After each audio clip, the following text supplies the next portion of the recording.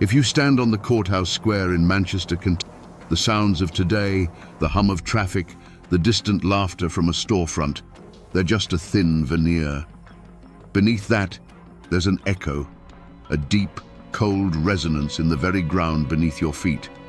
Because it was right here, on this patch of earth, that a man of God committed an unholy act in broad daylight.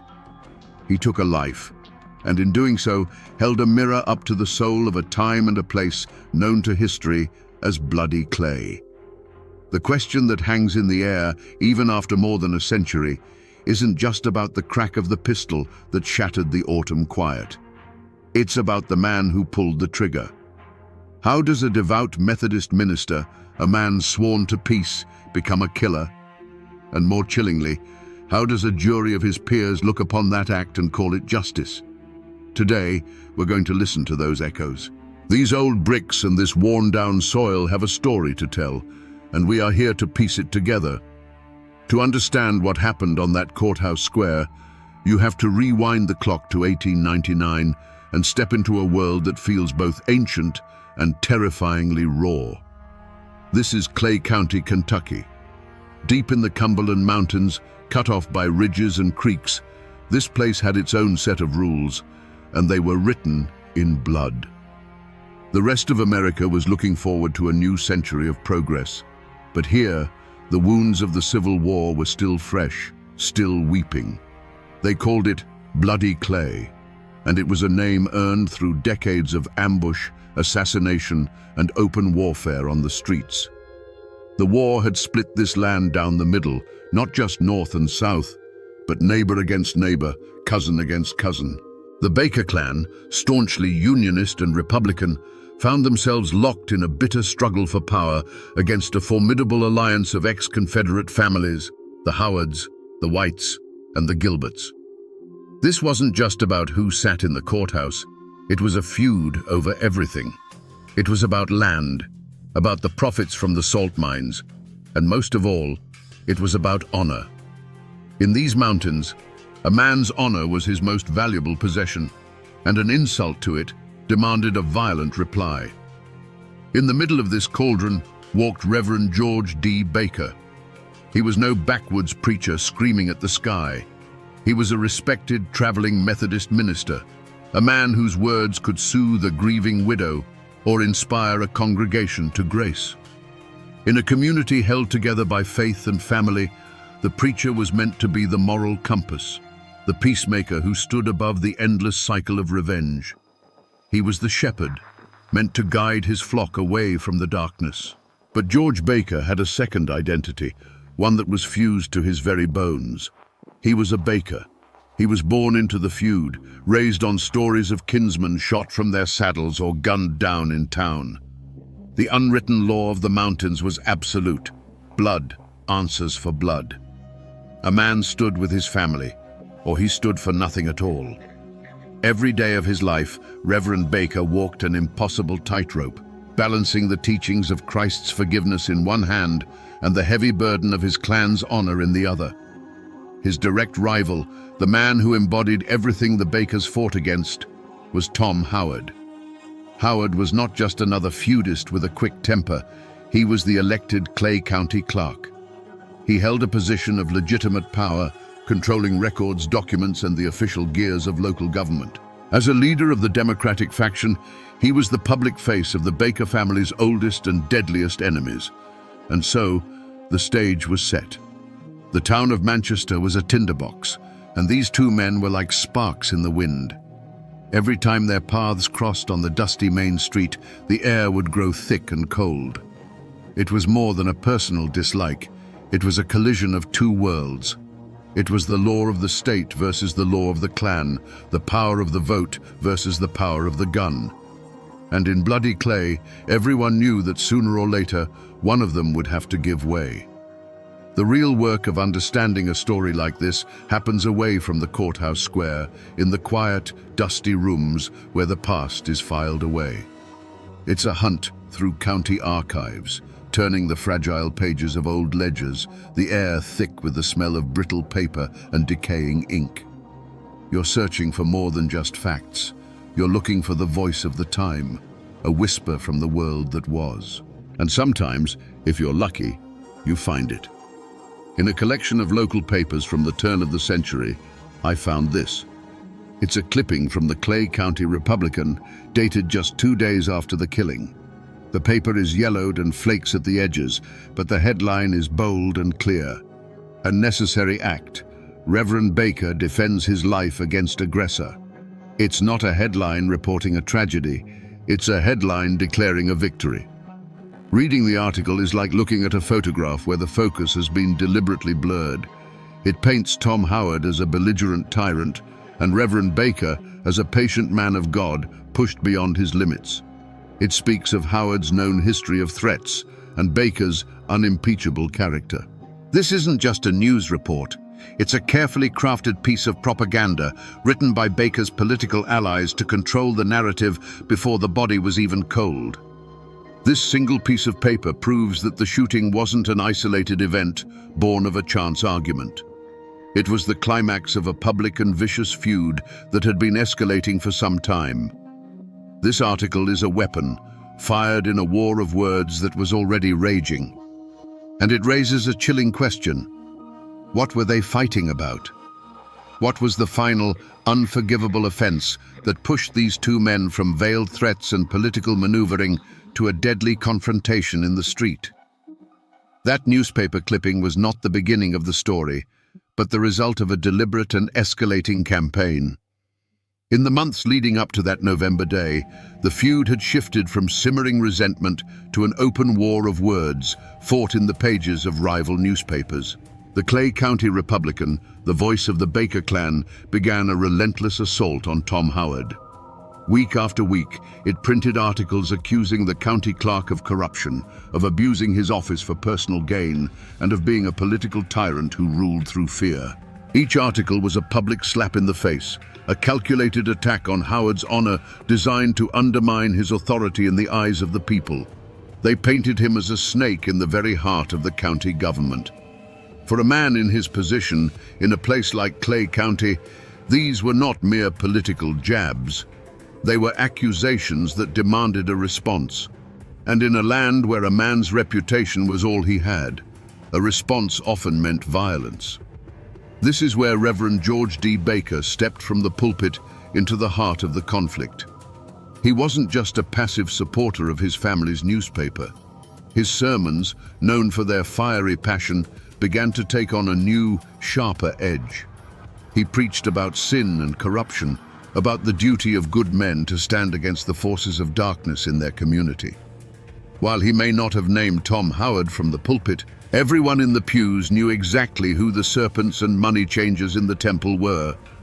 He was giving his clan's political war a divine sanction, transforming a struggle for power into a holy crusade. Tom Howard found himself besieged. His name was being dragged through the mud in print, and now the most respected preacher in the region was calling down hellfire upon him every Sunday. He was being politically and morally isolated.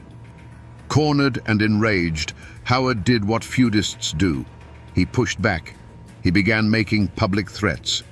On the streets of Manchester, in saloons and storefronts, he made it known that if the lies didn't stop, he would silence the liars himself. And he specifically named Reverend George D. Baker. The seeds of conflict were now fully sown. The battle had moved from the printed page to open verbal threats. The entire town of Manchester could feel the change in the air. The tension was no longer a political disagreement, it was a personal death threat. Two of the most powerful men in Clay County were on a collision course, and everyone was just waiting for the crash. It was no longer a question of if it would happen, but when. Newspapers and official records can give you the skeleton of a story, but they can't give you its heart. To find that, you have to talk to the people who have kept the story alive, not on paper, but in memory. In Clay County, there are still folks who hold the oral traditions, the tales passed down over generations that fill in the gaps the official histories leave behind. I found one of them in an old-timer named Silas, a local historian whose family has lived in these hills since before Kentucky was a state. We sat on his front porch, the afternoon sun filtering through the oak trees, and he spoke of the past as if it were yesterday. He listened patiently as I recounted the details I'd found, the newspaper war, the political maneuvering. He just nodded slowly, a wry smile on his face. "That's the official story," he said, his voice a low, gravelly rumble. "That's the part they wanted everyone to see. But the old folks in my family, they always said the real trouble, the thing that made it all unavoidable, happened just 3 days before the shooting. It wasn't in any newspaper. According to the story passed down in his family, Tom Howard, pushed to the breaking point by the relentless attacks, finally went looking for the Reverend. He didn't find him in the courthouse or a saloon, but on the street, not far from the Methodist church. He walked right up to Baker, his face a mask of cold fury.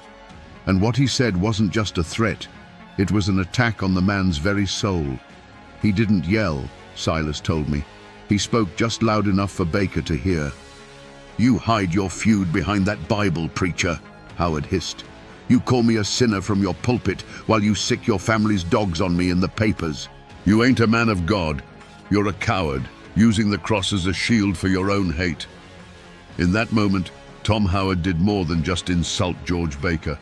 He ripped away the one thing that allowed the preacher to reconcile the two halves of his life. He accused him of being a hypocrite and a coward, invalidating his faith and his honor in a single breath. As Silas finished the story, he looked at me, his eyes clear and steady. "Now you understand," he said. "After that was said, one of them had to die. It was just a matter of who got the first shot. The confrontation, when it finally came, was not a wild brawl in a smoky saloon. It was something far more chilling. Just 3 days before the end, Tom Howard found what he was looking for. He saw the Reverend George Baker walking along the main street, not far from the shadow of his own church steeple. The air was crisp with the promise of winter, and the usual bustle of Manchester seemed to fade into a low hum as Howard altered his course, his steps deliberate and heavy on the hard-packed dirt. He didn't rush. He didn't shout. He simply moved to block the preacher's path, forcing him to stop. For a moment, the two most powerful enemies in Clay County stood face to face, the space between them crackling with generations of hate. Witnesses would later say that Howard's voice was low, controlled, a venom colder than the November wind. He looked the minister dead in the eye, and the words he spoke were not a challenge to a fight, but a judgment on a man's soul. "You hide your feud behind that Bible, preacher," Howard said, the words cutting through the quiet air. "You call me a sinner from your pulpit while you sick your family's dogs on me in the papers." He took a slight step closer, his gaze unwavering. "You ain't a man of God. You're a coward, using the cross as a shield for your own hate." In that single devastating moment, Tom Howard had found the one weapon that could pierce George Baker's armor. He didn't just question his honor as a Baker, he publicly condemned his integrity as a man of faith. He declared that the Reverend's entire life, his ministry, his moral authority, was a lie. For a man who had built his identity on those two irreconcilable pillars, clan and cloth, it was an accusation of absolute spiritual bankruptcy. The tightrope he had walked for so long had just been severed. George Baker said nothing. He simply stood there, his face a stone mask. But something in his eyes changed. The fire of the preacher was extinguished, replaced by the cold, hard glint of the feudist. The argument was over. The debates, the sermons, the newspaper articles, they were all meaningless now. Tom Howard had delivered the final, unforgivable insult, and in the unwritten law of bloody clay, such a thing could only be answered one way. Howard turned and walked away, leaving the minister standing alone in the street. But it was too late. The line had been crossed, the words had been spoken, and they could never be taken back. In that quiet, tense exchange, a death sentence had been passed. The only question left was who would be the executioner and who would be the condemned. So I'm standing here now, back on the courthouse square in Manchester. The building you see today isn't the one that stood here in 1899. That was an older, two-story brick building, the kind with tall windows that seem to look down on the town like weary old eyes. That building is gone, lost to time and progress. But the ground is the same. The earth that drank Tom Howard's blood is still right here, paved over, but present. This whole square is a witness mark, right here. This is where it happened. The county clerk's office was in that original courthouse, so Tom Howard would have been walking right across this very path, maybe heading for the street. And based on all accounts, Reverend Baker was approaching from that direction, coming into the heart of town. This patch of ground was their collision point, the inevitable destination for two men who had run out of words. This wasn't an ambush in a dark hollow or a fight in a lawless saloon. This was a confrontation set to happen in the very center of civic life, in the shadow of the law itself. Storekeepers would have been sweeping their porches, farmers negotiating prices, children running errands. They were all about to become the audience for the final bloody act of a drama that had been building for months. They were about to see the moment when the last thread of civility in bloody clay finally snapped. On that fateful November day, the inevitable finally arrived. Reverend George Baker and Tom Howard met on the courthouse square. The exact words spoken between them were lost to the wind and the partisan accounts that followed, but they were surely little more than a final, venomous formality. It was the last spark falling onto a powder keg that had been packed with generations of hatred and a week of unforgivable insults. For a heartbeat, the world seemed to hold its breath. The clatter of wagons, the murmur of conversation, it all seemed to fade away as the two men stood locked in that final, silent challenge. Then, a blur of motion, a hand diving beneath a coat. The sound that shattered the afternoon quiet wasn't a single shot, but a deafening, thunderous crack of pistols echoing between the wooden storefronts. It wasn't the sound of a fight. It was the sound of an ending. Pigeons scattered from the courthouse roof in a frantic grey cloud. A woman on the far side of the square dropped a basket of apples, and they rolled, unheeded, across the dirt. Everything froze. When the smoke cleared, the scene was stark and horrifyingly simple. Tom Howard was on his feet, but only just. He staggered back a step, a look of profound surprise on his face, his hand clutching at his chest. A dark patch began to bloom across his shirt, a terrible flower of violence. He opened his mouth as if to speak, but no sound came out. Then, with a finality that silenced the entire town, he collapsed in a heap on the ground. Standing over him, his feet planted firm, was the Methodist minister, George D. Baker. His face was not one of rage or panic, but of grim, unyielding determination. The hand that had baptized children and offered the communion wafer now held a smoking pistol. He had shot and killed the Clay County clerk in broad daylight in the very heart of town, and he made no move to run. The battle was over. In the terrible silence that followed, the only thing left to do was count the cost. After the chaos of the courthouse square, the story moves indoors into the quiet, methodical world of paper and ink. I'm sitting in a county records office, a place where human dramas are boiled down into simple, declarative sentences written in the elegant, spidery script of the past. In my hands, I have a copy of the coroner's inquest for Thomas Howard, dated November 1899. It's a document of brutal efficiency. Under cause of death, the physician wrote just 2 words: pistol shot. 2 words. That's all the official record has to say about the violent end of a man's life. It doesn't mention the generations of animosity, the public insults, or the look of shock on his face as he fell. The paper reduces the entire complex, bloody feud into a simple clinical fact. It strips away the passion, the hatred, and the honor, leaving only the sterile mechanics of the event. This is the first step in the law's attempt to make sense of the unthinkable. Then there's the sheriff's logbook entry for that day. It's just as lean. George D. Baker surrendered himself into my custody this afternoon. States he shot Thomas Howard in self-defense after being threatened. Here it is, the moment the story pivots. The raw, violent act on the street is immediately being framed, packaged into a legal defense. Self-defense. In the world of bloody clay, those two words carried an immense weight, a meaning far deeper than any law book could define. Reading these documents, you realize the official record is a different language. It has no words for the code of the mountains. It cannot record the weight of an insult or the sacred duty to kin. All the raw human emotion that led to the shooting is invisible here. These papers tell you what happened, but they are utterly silent on the why. And it was in that vast, silent space between the facts on the page and the truth of the feud that the fate of Reverend George D. Baker would be decided. There was no manhunt for Reverend Baker. He did not flee into the mountains or attempt to hide among his kin. In a move that demonstrated a deep understanding of the local power dynamics, he walked calmly from the scene of the shooting, his pistol likely still warm, and surrendered himself to the sheriff. He knew the fight had not ended. It had simply moved into a new arena, the courtroom.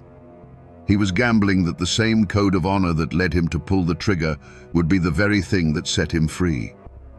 The trial of the killer preacher was a sensation. It drew crowds from all over the surrounding counties, packing the small Manchester courthouse to the rafters. On one side of the room sat the somber, black-clad family of Tom Howard, their faces etched with grief and a thirst for vengeance. On the other side sat the Bakers and their allies, a formidable wall of support for their preacher and kinsman.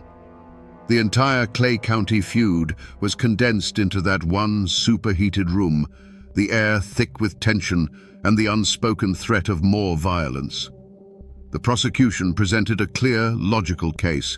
They argued that this was a premeditated assassination, the culmination of a political and personal vendetta. They had witnesses who saw the confrontation. They had the body of the county clerk as their star exhibit. They argued that a man of God, of all people, should have turned the other cheek. It was a solid case, built on the foundation of state law and Christian morality. But Baker's defense was not built on the law of Kentucky. It was built on the law of the mountains. His lawyers didn't deny he pulled the trigger. Instead, they painted a picture of a good man pushed to the brink. They brought witness after witness to testify about Tom Howard's aggressive nature and the public threats he had made against the Reverend's life. Baker himself took the stand, a commanding and sympathetic figure. He spoke not of politics, but of the primal fear for his life. He claimed that when he met Howard on the square, he saw a man ready to kill him, and in the kill or be killed world they all inhabited, he had no choice but to shoot first.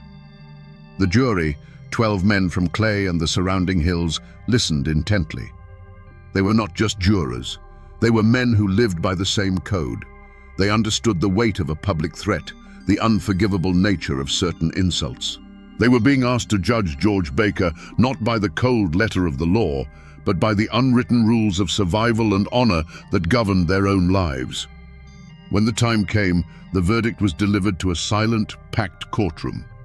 Not guilty. Reverend George D. Baker had killed a man, and his peers had declared it justice. He walked out of the courthouse a free man, leaving the family of Tom Howard to wonder if there was any law in Kentucky that could touch a Baker. The final chapter of any feud isn't written in a courthouse ledger or a yellowed newspaper. It's written here, in a quiet mountain cemetery where the only sounds are the wind in the cedar trees and the crunch of your own feet on the gravel path. The stones here are old, tilted by the slow creep of the earth, their inscriptions worn smooth by a century of rain and snow. This is where the passions of bloody clay came for their final, silent rest. It takes some searching to find Tom Howard. His stone is in a family plot, a solid, respectable granite marker befitting a man of his station. The inscription is fading now, but you can still make out his name and his title, Clay County Clerk. It's a final, silent testament to the power he once held. The stone is weathered, clean, but not meticulously tended. It feels like a monument to a past that is slowly, surely being forgotten. Here lies a man who lost the most important fight of his life, and the quiet dignity of his grave seems to echo that defeat. Then, just over a small rise, on the other side of the cemetery, you find the Baker family plot. And there it is. Reverend George D. Baker's stone is simpler, more humble, marked with a plain cross. It's the grave of a minister, not a warrior. But there's a key difference here. The ground around it is clearer, and a small, faded plastic flower sits at its base, a sign that someone still comes to remember. His legacy, it seems, has lingered in a way that Howard's has not. They lie maybe 200 feet from one another. All the fury, the power struggles, the public condemnations, and the final fatal violence on the courthouse square, it all ends here. They are neighbors now, enemies in life who share the same quiet Kentucky soil in death. But leaving that courthouse a free man was not the end of the story. For the Reverend, for his family, and for the shattered family of the man he killed, acquittal was not the same as peace. A new, long shadow was just beginning to fall. Freedom, in bloody Clay County, was a complicated thing. When Reverend George D. Baker walked out of that courthouse, acquitted and unbowed, he wasn't returning to a life of quiet ministry. He was returning to a war that he had just won a major battle in. The law had exonerated him, but the feud was far from over. The long shadow of the man he killed would follow him, and the entire county, for years to come. The most powerful legend about the killer preacher, the one that still sends a shiver down the spine, is what happened the very next Sunday. He ascended to his pulpit, as he always did. The church was filled to overflowing, a tense mix of his loyal Baker kin and other townsfolk, all watching, waiting to see what the man who had killed another just days before would have to say. He opened his Bible, looked out over the congregation, and his voice boomed with the same fire and conviction as always. He did not preach of mercy or forgiveness. He preached from the Old Testament, a fiery sermon about righteous justice, about smiting one's enemies, about the sacred duty to protect one's own from the forces of evil. He didn't need to name Tom Howard. Every soul in that room knew who the Philistine was in his sermon. He was not asking for forgiveness. He was claiming divine justification. For the Howard family, the acquittal was not an ending, but a declaration of war.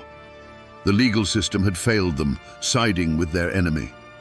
In their eyes, the verdict was a profound and unforgivable insult, proof that the Bakers owned the law in Clay County. The grief for their fallen leader curdled into a cold, hard resolve. They were now bound by honor to seek their own justice. The feud did not die with Tom Howard. His death became a rallying cry, a martyr's blood that guaranteed the violence would continue for another generation. And so, Clay County did not find peace.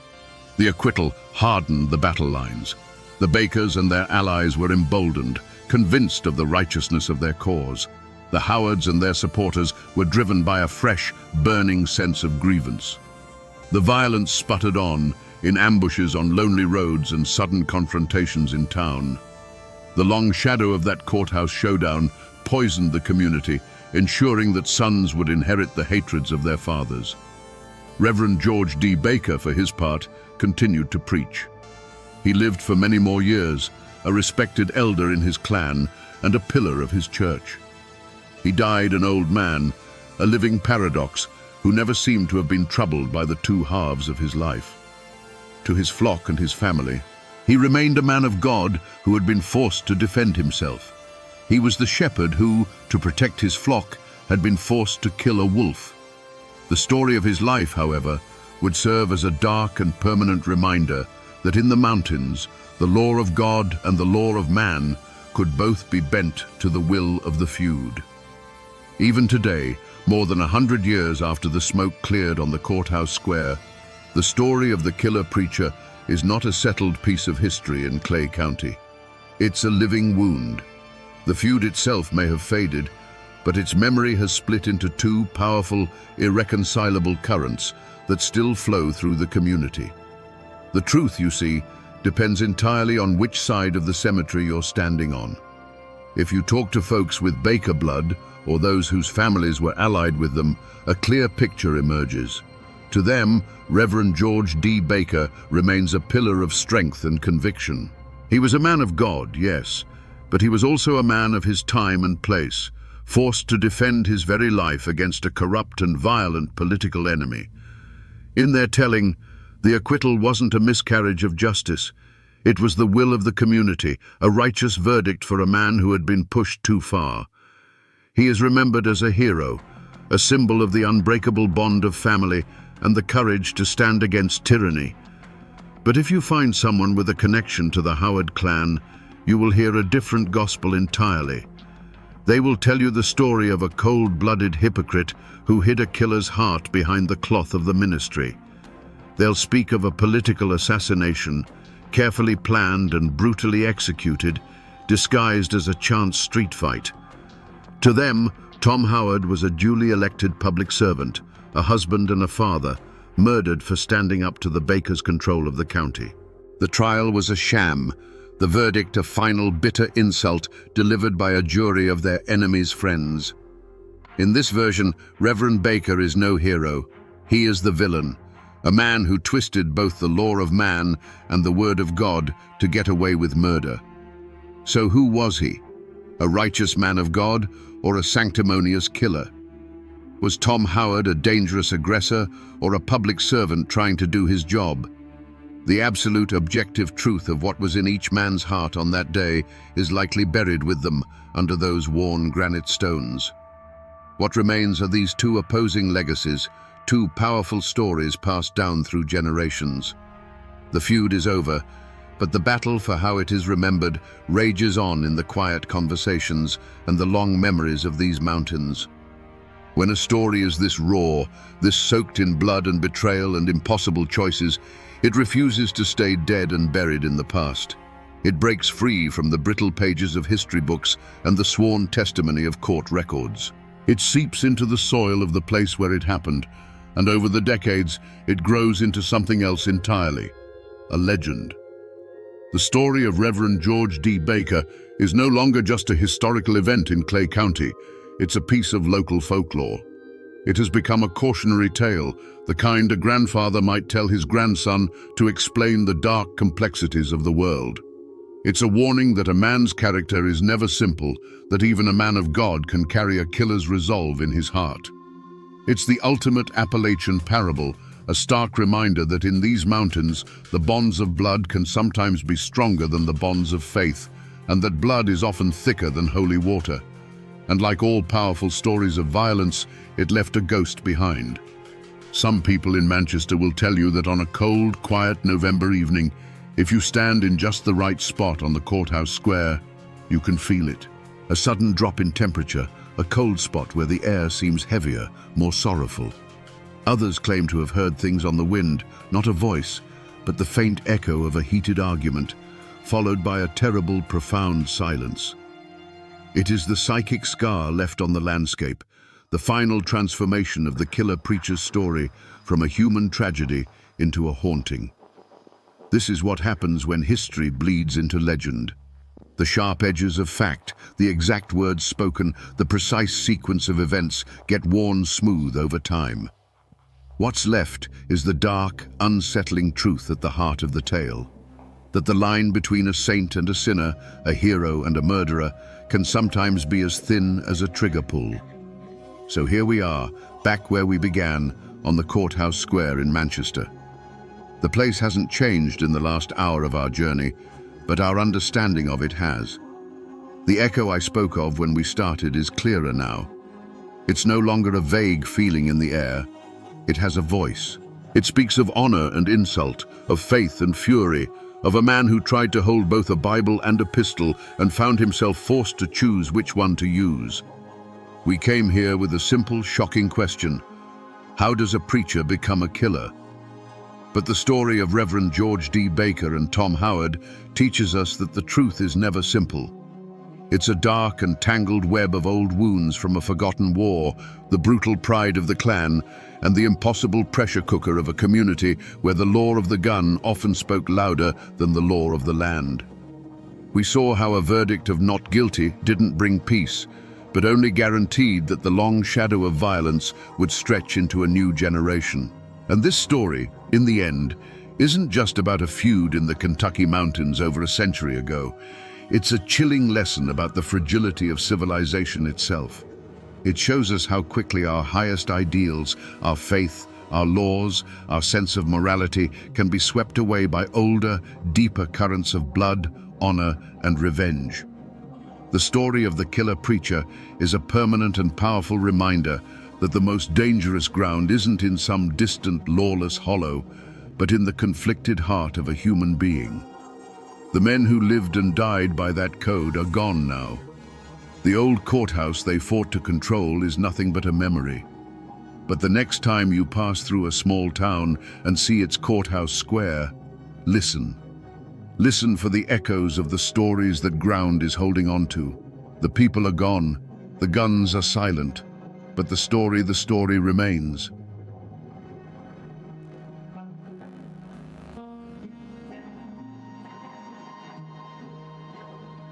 They say that on the day of her trial, the air in the Russellville courthouse was thick with hate. The good people of Kentucky wanted a hanging.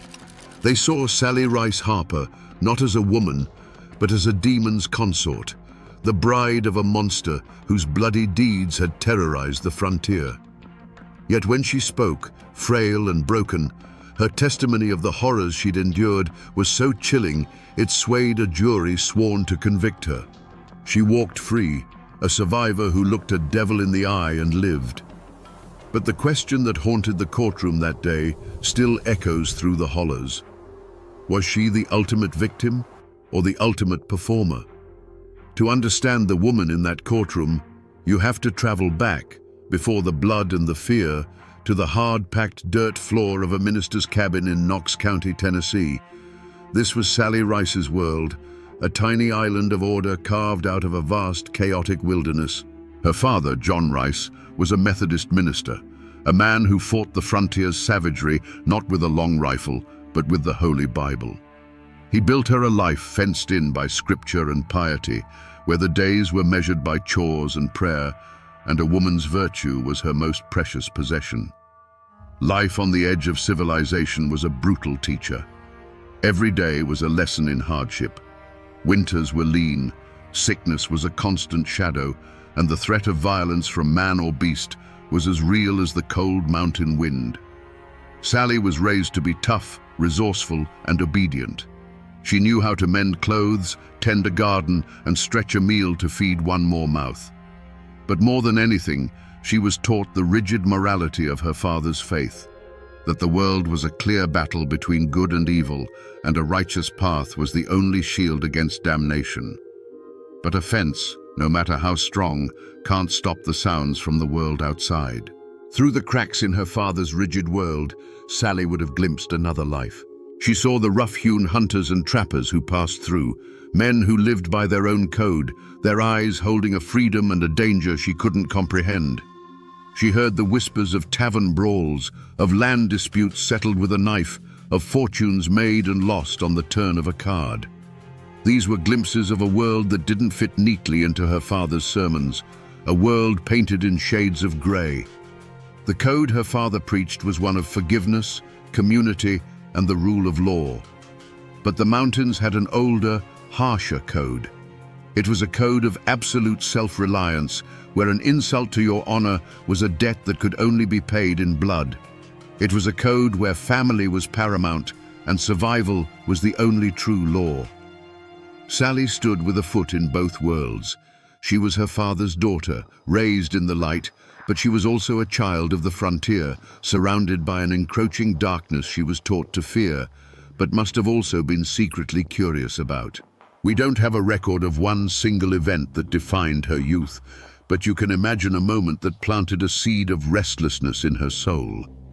Perhaps it was a traveling merchant, his saddlebags full of colorful cloth and even more colorful stories of cities like Charleston or New Orleans.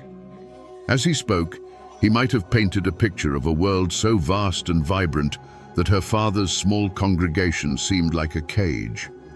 In that moment, the righteous path might have started to feel less like a shield and more like a tether. And so, Sally Rice was a paradox long before the harps ever laid eyes on her. She was a woman of God, taught to be meek and obedient, yet possessed the quiet resilience that only the frontier can forge. She was steeped in a morality of black and white, but lived on the border of a lawless land where the only color that mattered was the deep red of blood. This internal conflict was the fault line running through her soul, and when the Harper brothers arrived, they were the earthquake that would finally tear her world apart. History doesn't give us a diary from Sally Rice, no collection of letters detailing her hopes and dreams. But we can piece together the life she must have lived, the world that was stolen from her.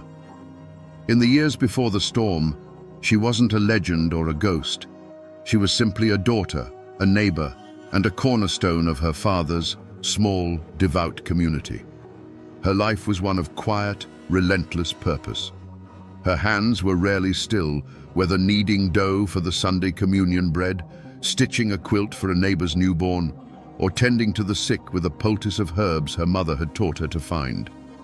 In the eyes of her community, Sally was the very picture of respectable frontier womanhood, pious, diligent, and modest.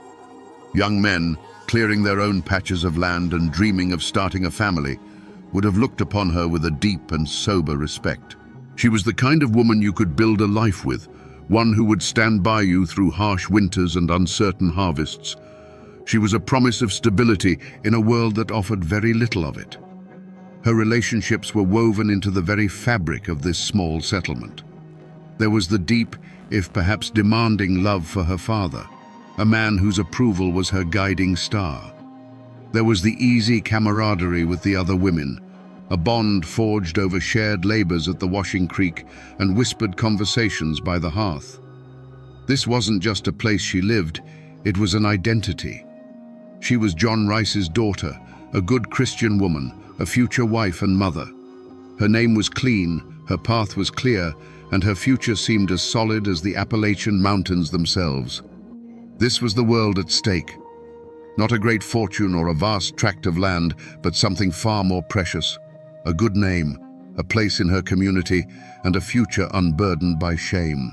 It was a simple, fragile world, built on faith and mutual reliance, where the sound of hymns on a Sunday morning could, for a little while, drown out the howl of a wolf in the woods. This was the life Sally Rice knew, a world of simple decency and hard-won peace. And it was about to be burned to the ground. But in every fortress, there is a weak point, and in every soul, a hidden crack. For all her piety and obedience, Sally Rice harbored a fatal flaw, one common to so many people trapped in a life they did not choose, a deep and restless curiosity. It was a yearning for a world larger than the one she could see from her father's doorstep, a hunger for a story that wasn't already written for her in the pages of a hymn book. She was a good daughter, but a part of her spirit chafed under the bit of rigid righteousness. There's a story, a piece of local law that never made it into the official records, that speaks to this hidden side of Sally. They say that sometimes, when she was supposed to be gathering firewood or checking rabbit snares, she would instead climb the highest ridge behind her family's cabin. Up there, clinging to the rocky outcrop, with the wind whipping her hair, she could see the world unfold. Valley after valley, painted in shades of blue and green, stretching out to a horizon that seemed to promise everything and nothing all at once. It was a small, secret act of defiance, a moment of tasting a freedom her father would have called a sin. This hunger for the horizon was a double-edged sword. On the one hand, it gave her a resilience, an inner strength to endure the monotony and hardship of her daily life.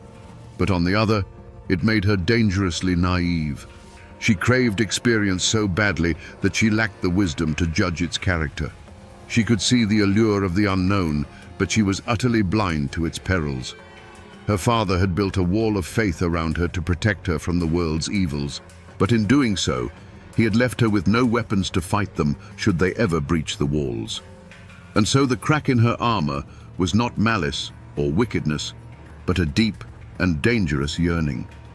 She was a bird in a well-made cage who spent her days dreaming of the sky, never once considering that the sky was also home to hawks. When the Harp brothers eventually rode into her life, they were not just men. They were the embodiment of that wild, untamed horizon she had only ever glimpsed from the top of a mountain. And her flaw, her desperate curiosity, would prevent her from seeing the shadow of the hawk until its talons were already sunk deep into her flesh. They didn't arrive like a storm, but like a low, unsettling rumble on the horizon. Two men emerging from the deep woods on horseback, their figures dark against the tree line. They approached the rice cabin not with the caution of strangers, but with an unnerving ownership, as if the entire frontier belonged to them. The smaller man, Wiley, was wiry and watchful, but it was the giant Mikaja Harp who seemed to suck the very air from the clearing. He was a mountain of a man, his face a mask of hardened leather and dark scowls, and he carried himself with the predatory grace of a bear. Minister John Rice, bound by the sacred frontier code of hospitality, met them at the door. He offered them water and a place to rest their horses, his voice steady with the authority of a man of God. But Big Harp's gaze passed right over him. His eyes, dark and possessing, settled on Sally. And in that moment, the unforgivable affront occurred. It wasn't a shouted threat or a drawn weapon. It was in the way Harp looked at her, not as a person, but as a prize, a piece of property he had just discovered and intended to claim. In his stare, all of her father's laws, all of God's commandments, were dismissed as meaningless. For Sally, this should have been a moment of pure terror. Her father's world was being challenged by a raw, masculine power that was its complete opposite.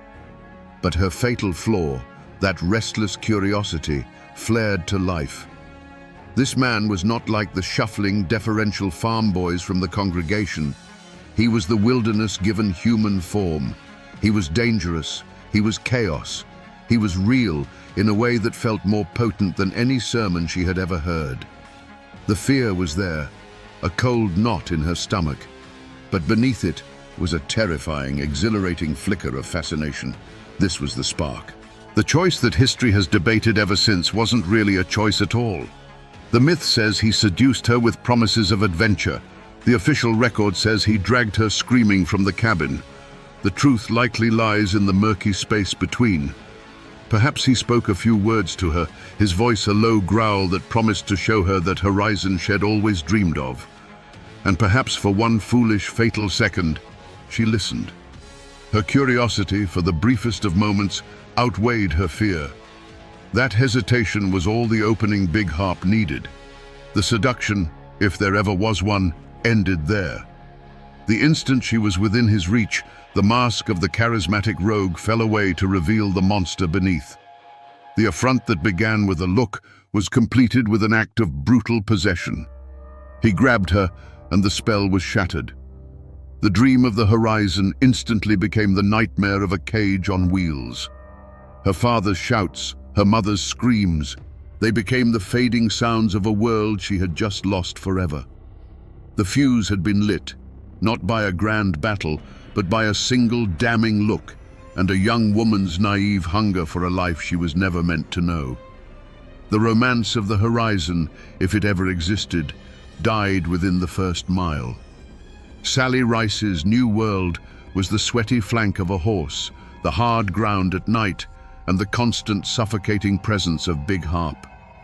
The warnings were not whispered words from concerned friends, they were actions, each one a brutal lesson in the nature of the beasts who now owned her. The first time Big Harp backhanded her for being too slow to make camp, the shock of it was a deafening bell toll, signaling the end of her old life. This was not an escape. It was a new and more terrible cage. The first door to a life she might have salvaged slammed shut on the banks of a Kentucky river. They had fallen in with a traveler, a man named Langford, who shared his meager rations with them. For a few hours, the conversation was almost normal, a fleeting reminder of common decency. Sally might have felt a flicker of hope. Then, without a word of warning, Little Harp's tomahawk came down. The sound, a wet, sickening crack, echoed in the sudden silence. Sally watched, paralyzed, as they looted his body and casually rolled it into the brush. In that moment, she learned the most important rule of her new life. Any kindness shown to her was a death sentence for the one who showed it. To cry for help was to murder the helper. Opportunities to flee must have presented themselves, each one a poisoned chalice. Perhaps one night, with the brothers passed out from a jug of stolen whiskey, she stood at the edge of the firelight, the dark woods promising escape. But where would she go? The wilderness that had once seemed a symbol of freedom was now an accomplice to her captivity, an endless maze of shadows filled with predators, both animal and human. To run was to choose a different, slower death. So she stayed, banking the fire, her inaction a choice made for her by the absolute certainty of what lay in wait, both in the woods around her and in the sleeping forms of the men behind her. With every passing week, her old self, the minister's daughter, began to die a quiet death. The path of no compromise was not a refusal to back down from a fight. It was a total submission to the logic of survival. She learned to read Big Harp's moods in the set of his jaw, to anticipate Wiley's twitchy violence. She learned to make herself small, to be useful, to become a piece of the scenery. Her prayers at night, if she still dared to offer them, must have changed. She no longer prayed for rescue, but for the strength to endure another sunrise. She was not alone in her misery, but the presence of the other women, Susan and Betsy, offered no comfort. They were not sisters in arms, planning a rebellion. They were three separate souls trapped in the same hell, each one a rival for the sliver of tolerance that might spare them a beating. Their shared glances were not of solidarity, but of mutual, desolate understanding. They were a tribe of the damned, and their silence was a pact of survival that isolated each of them completely. The warnings had all been ignored because they were impossible to heed. Each murder she witnessed, each body filled with stones and sunk in a cold river, was another chain binding her to the gang. She was no longer just an innocent captive in her own mind. The blood had spattered too close. The path back to her father's world was turning to ash behind her. To leave now, even if she could, would be to carry the stench of their crimes with her, branding her forever. Her only path forward was the one the Harps carved through the frontier, a trail of blood leading deeper and deeper into a darkness from which there was no return. It came on a humid afternoon at a small, fly-blown trading post on the Green River. For a few brief hours, the world felt almost normal. The Harps were trading stolen furs for salt and lead, their violent energy momentarily focused on the simple act of commerce.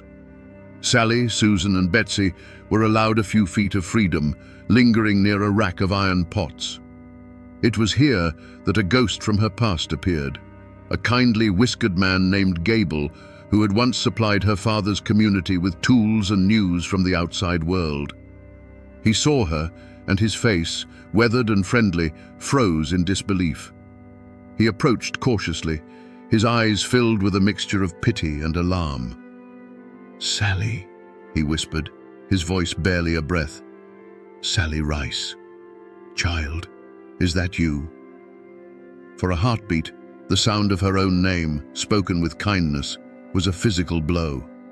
It was the name of a girl who was dead, a ghost she had long since buried. Hope, a feeling so dangerous she'd forgotten what it felt like, flickered in her chest. Mr. Gable saw the flicker. He leaned closer, his words a desperate, urgent plea. "Your father has been sick with worry. Everyone thinks you're dead. My wagon is just behind the storehouse. I'm leaving at first light, heading east. I can hide you under the canvas. I can take you home, Sally. We can get you home." It was the off-ramp, a clear, well-lit path leading directly out of hell. All she had to do was take his hand, and in that moment, she saw it all play out. She would run. The Harps would notice. Their good mood would curdle into volcanic rage. They would catch the wagon before it cleared the next ridge. They wouldn't just take her back. They would take Mr. Gable, this good and decent man, and they would make him pay for his kindness in ways she couldn't bear to imagine. His blood would be on her hands, another victim of her tainted existence. She looked from his hopeful, pleading face to the hulking form of Big Harp, who was now laughing with the trader, a sound more menacing than any threat. The flicker of hope in her chest was deliberately, painfully extinguished. She had been a prisoner for so long that she now understood its cruelest logic. To save the innocent, you must remain among the damned. She straightened her back, and when she met Mr. Gable's eyes again, they were as cold and empty as a winter sky. "You are mistaken, sir," she said, her voice flat and devoid of emotion. "My name is not Sally." She turned her back on him, on her name, on the last chance she would ever have for salvation, and walked calmly back to the monsters she now called her own. The crossroads had been presented, and she had chosen her path. The reckoning came not in a hail of gunfire or a clash of knives, but in a miserable, rain-soaked camp on a cold night. The world had shrunk to the size of a weak, sputtering fire, casting dancing shadows that looked like grasping claws. The only sound, other than the miserable drizzle, was the thin, relentless wail of a newborn. It was Susan Wood's infant daughter, a child born into a life of flight and fear, and her crying was like a needle, stitching itself directly into the frayed nerves of Big Harp. He sat staring into the flames, his massive shoulders hunched. He wasn't enraged, not in the way a normal man would be. It was something colder, a deep and profound irritation, the annoyance of a god swatting at a fly. Susan, her face pale and gaunt in the firelight, rocked the child, whispering useless reassurances, her every movement radiating a desperate animal terror. She knew, and they all knew, that in this world, any sound of weakness was an invitation to violence. Then he rose. He moved with a terrifying economy of motion, a hulking shadow detaching itself from the others. He walked over to Susan, not looking at her, but at the source of the noise. Sally's breath caught in her throat, a cold stone lodging itself in her chest. The world seemed to slow down, every detail sharpening into painful focus. The glint of firelight on his wet hair, the dead expression in his eyes, the way Susan flinched, trying to make herself and her child invisible. He reached down. A shot of motion, too quick to comprehend, cut through the night. The crying, which had been the constant pulse of the camp's misery, stopped. It didn't fade. It was just gone. It was replaced by a single sickening sound that the rain almost swallowed. And then, an absolute, profound silence that was 1,000 times louder than the baby's wail had ever been. In that silence, the world had fundamentally and irrevocably changed.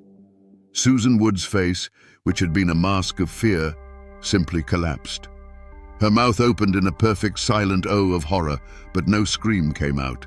She had seen an act so far beyond the boundaries of human cruelty that her own body couldn't even process the sound it demanded. The tiny bundle she had been desperately trying to quiet was no longer in her arms.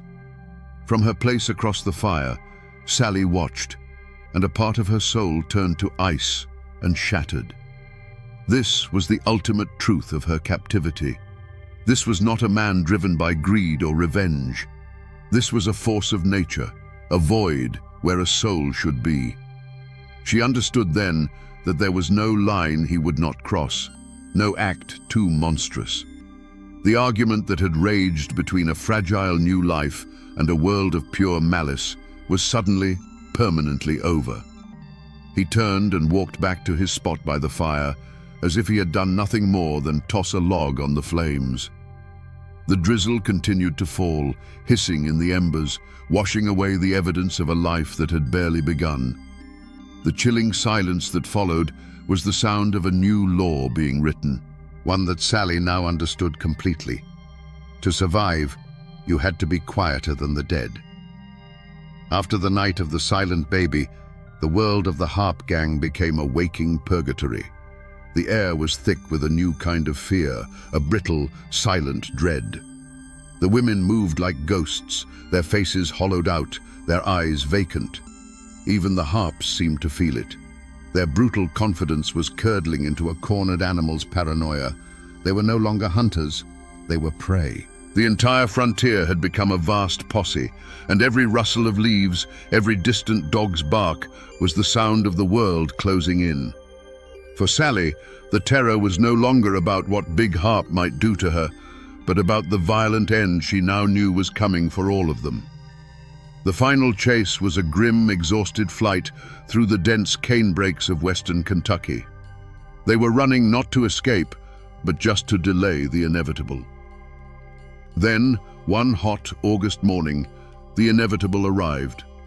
It came as a shout from the woods, followed by the thunder of hoofbeats and the crack of long rifles. The posse, led by the vengeful Moses Stegel, descended upon their camp like a righteous flood. Chaos erupted. Sally and the other women scrambled for cover, becoming spectators to the final bloody act of the drama they'd been forced to star in.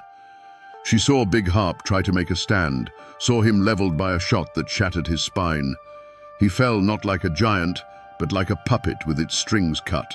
As the posse swarmed his crippled, roaring form, Sally watched with a profound and chilling detachment. There was no joy, no relief, only a vast, hollow emptiness. She saw Moses Stegel, his face a mask of cold fury, kneel beside the dying monster. She watched the slow, deliberate work of the knife. And when Stegel raised Harp's head by its matted hair, a gruesome trophy against the morning sky, Sally felt no horror. She had already witnessed the murder of an innocent. This, by comparison, was just the slaughter of a beast. Her state of mind in that moment was not triumph or regret. It was a complete and total exhaustion of the soul. The nightmare was over, but she was not awake. She simply stood by a sycamore tree, dirt-streaked and numb, as the men of the posse, their bloodlust sated, finally turned their attention to the women. A hand, rough but not brutal, took her by the arm. It wasn't the possessive, violent grip of Big Harp. It was the cold, impersonal grip of the law. And in that moment, her life on the run was officially over. She didn't fight. She didn't speak. She simply allowed herself to be led away. For 2 years, she had lived under the absolute tyranny of one man's will. Now, she was a prisoner of another system, one with courthouses and judges instead of campfires and tomahawks. The end of the road had come, but she knew, with a certainty that chilled her to the bone, that a new and perhaps even more difficult journey was just beginning.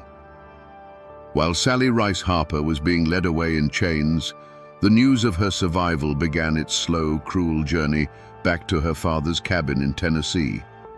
The message was a paradox of relief and damnation. Your daughter is alive, but she is the devil's wife. For Minister John Rice, the man who had built his life on the bedrock of piety and reputation, this was a blow from which he would never recover.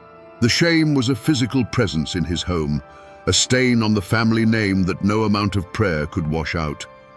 His congregation looked at him with pity, but also with suspicion.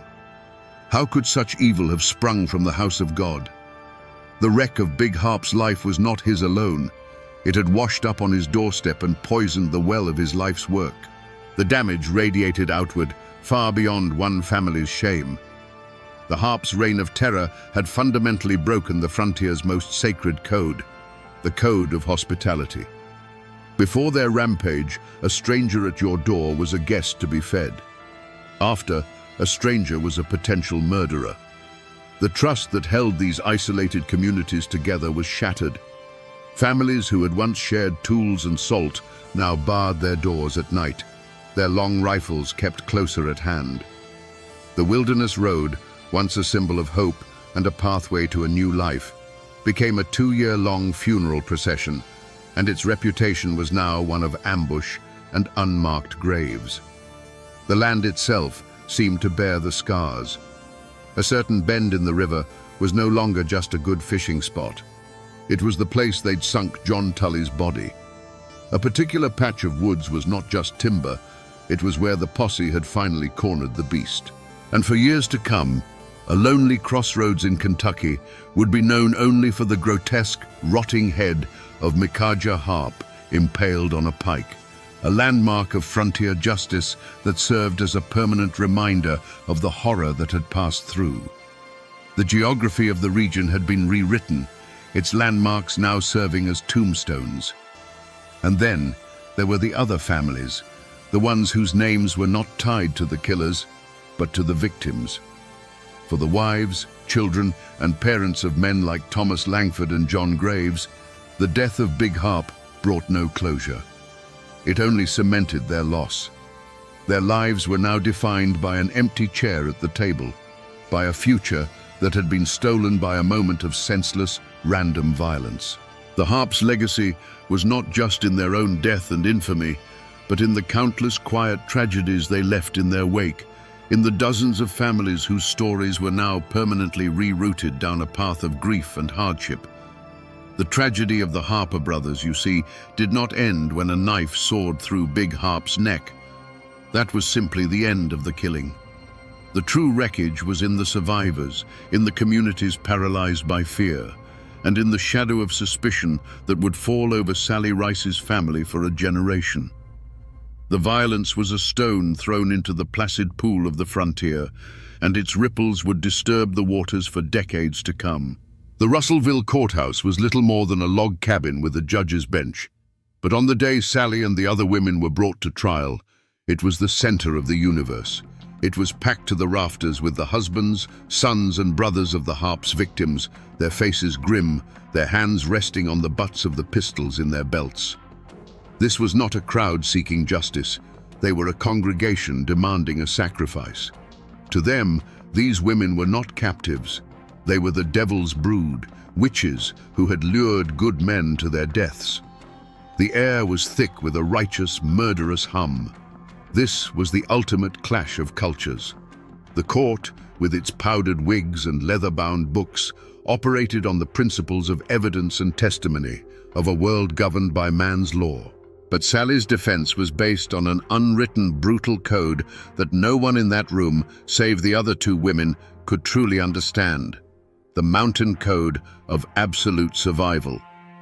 The prosecutor's questions were logical, but to Sally, they were absurd. "Why didn't you try to escape?" he would thunder.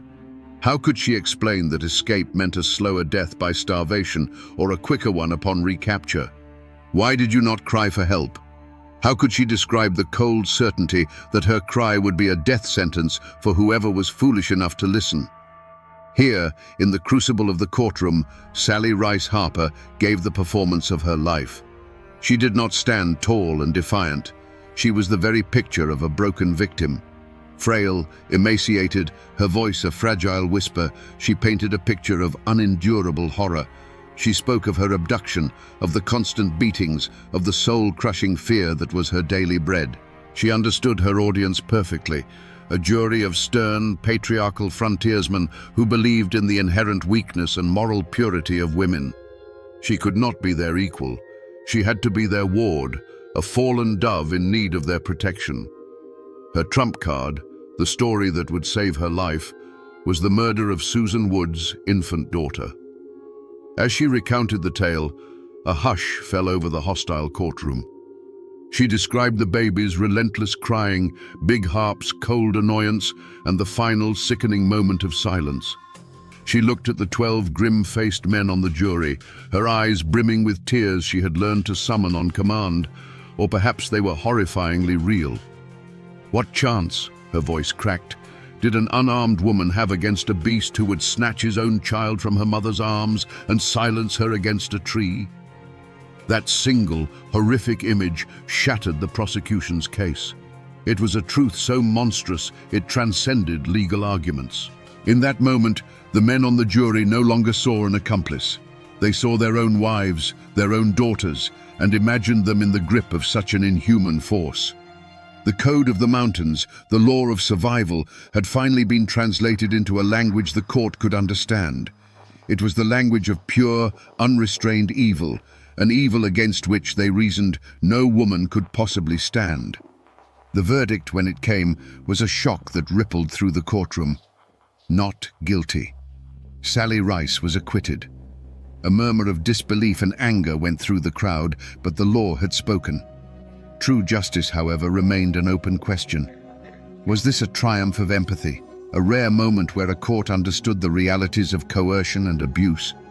Or was it the ultimate con, a masterful manipulation by a hardened survivor who knew exactly what a roomful of men needed to hear to let her go free? The law had rendered its judgment, but the mountains and the whispers of the people who lived in them would keep their own verdict for centuries to come. While Sally walked free, the story of the harps was not yet fully written. The main antagonist, the hulking Big Harp, had already met a gruesome end, his head left to the sun and the crows. But the other side of that evil coin, his brother wily Little Harp, had cheated the hangman's rope. Before he could be tried and executed, he and Betsy Roberts managed to escape the flimsy Russellville jail, slipping through the bars like a shadow and vanishing back into the wilderness that had spawned them. The law had failed. The monster was not dead. It had merely shed its skin. For a time, Little Harp prospered in the only way he knew how. He changed his name, calling himself John Seton, and fell in with another notorious gang of river pirates led by Samuel Mason. He went right back to a life of robbery and murder along the Natchez Trace, proving that the evil was not just in his brother, but was a deep and shared corruption. He found a new pack to run with, and for a while it seemed as if he might just get away with it all, a ghost of the frontier's greatest nightmare, still preying on the innocent. But the story of Wily Harp ends with a final bitter twist of irony. It wasn't a lawman's rifle or a judge's gavel that ended his story. It was greed. A large bounty was placed on the head of his new leader, Samuel Mason. Seeing an opportunity, Harp and another outlaw conspired to murder Mason and claim the reward money. They brought Mason's severed head to the authorities in Mississippi, expecting a hero's welcome and a heavy purse. But a witness there recognized them, not as heroes, but as wanted outlaws in their own right. Wily Harp had come to claim the bounty on another man's head, only to have the price put on his own. He was captured, tried, and finally sentenced to hang. His end came in January of 1804. After the execution, in a grim echo of his brother's fate, his own head was cut off and impaled on a pike along the Natchez Trace as a warning to other outlaws. There was no simple victory of good over evil here. Little Harp was brought down by his own boundless avarice, a victim of the same brutal, self-serving code he had lived by. The scales of justice were balanced not by a noble hand, but by the weight of a bag of silver, proving that in the violent garden of the frontier, sometimes the only thing that could kill a snake was another, hungrier snake. For Sally Rice, freedom was not a celebration, it was a disappearing act. She walked out of that courthouse and straight into the arms of a man named John Davis, a farmer who, for reasons lost to history, was willing to take a chance on a woman with a past as dark as a Kentucky cave. She became Mrs. Davis, a name as plain and sturdy as a split-rail fence, and settled in Logan County. She had more children, raised them, and worked her fingers to the bone, trying to build a wall of ordinary days high enough to block the view of the horrors she had seen. But you can't outrun your own shadow. She could change her name, but she couldn't change her face. For the rest of her life, she must have lived with the sideways glances at the market, the conversations that stopped when she entered a room. Every new friendship was a risk, every question about her past a carefully navigated minefield. Her life was a performance of normalcy, an endless effort to prove she was just a farmer's wife, not the woman who had shared a campfire with monsters. Her descendants, the Davises, grew up under the weight of a story that was never fully told, a quiet, unspoken tension in their family's foundation. The most haunting legacy, however, was a ghost. During her time with the Harps, Sally had given birth to a daughter, a child fathered by one of the brothers. What became of this baby, this innocent soul born of such a demonic union? History offers no answer. Did she die on the trail, another forgotten victim? Did Sally, in an act of desperate love, give the child away to a stranger to grant her a life free of the harp name? Or did she raise the child in secret, constantly looking for the father's darkness in her daughter's eyes? This lost child is the true, aching heart of Sally's tragedy, a life that began and ended in a question mark. The community, too, sought to heal itself through a deep and profound silence. The harp affair was not something to be discussed in polite company. The facts were too sharp, too painful, so they were smoothed down into a scary story to frighten children into behaving. People rebuilt, they planted crops, they raised families, but the memory of the harpers became a part of the landscape, a permanent scar hidden just beneath the surface. They didn't heal by confronting the past, they healed by burying it alive, hoping its ghost would not find its way back to the surface. But of course, it always does. Time has a way of smoothing the sharpest edges of history. In Webster County, Kentucky, there is a quiet country lane called Harp's Head Road.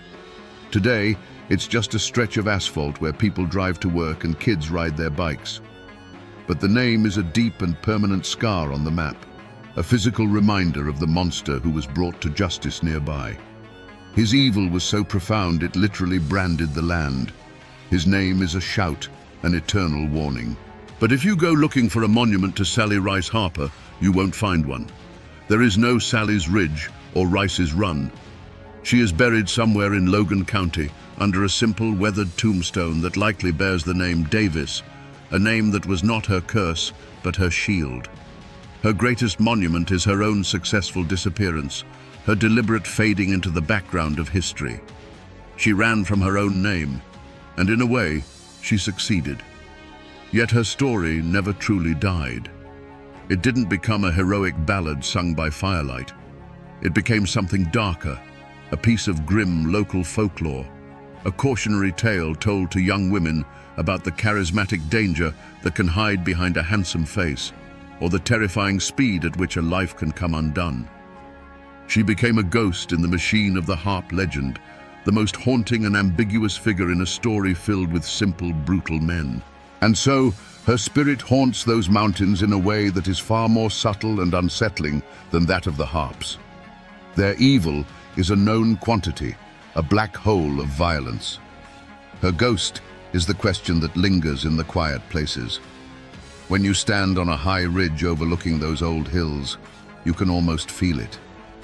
While Big Harp's name is a shout of infamy, Sally's is a whisper in the pines, the ghost of a choice, a question that the wind still asks in the high, lonely places. Was she the innocent dove or the clever serpent? So we return to the question that hung in the air of that Russellville courthouse. Was Sally Rice Harper the ultimate victim or the ultimate performer? The truth, as it so often does in these old mountains, refuses to be so simple. She was undeniably a victim, a young woman stolen from her world and subjected to 2 years of unimaginable horror. But to survive the judgment of men, after surviving the cruelty of monsters, she had to become a performer. She took the most traumatic event of her life, the murder of an innocent baby, and fashioned it into a key to unlock her own cage. Her performance was not a lie, it was the horrifying truth, weaponized. In the end, this is a story about the terrible, soul-altering cost of survival. It's a lesson in what happens when an ordinary person is thrown into a world of absolute evil and is forced to learn its brutal logic to see another sunrise. To live, Sally had to bury a part of herself so deep it might never have returned. She had to learn to be silent when every fiber of her being screamed, to be still when her instinct was to run, and to turn her back on the last good man who offered her a hand. Her survival was not a clean triumph. It was a messy, painful, and morally ambiguous victory won on the monster's terms. The ghosts of the Harper brothers are loud and bloody. They are simple tales of butchery and frontier justice. But the ghost of Sally Rice is the one that lingers. It's a quiet, unsettling whisper that asks the most difficult question of all. She escaped the devil, yes, she even outlived him. But when you are known to history only as the devil's wife, can you ever truly be free of his shadow? And that, my friends, is the chilling ballad of Sally Rice Harper. A reminder that when you're forced to live with monsters, the most terrifying question isn't whether you will survive, but what part of you will have to die in order to do so.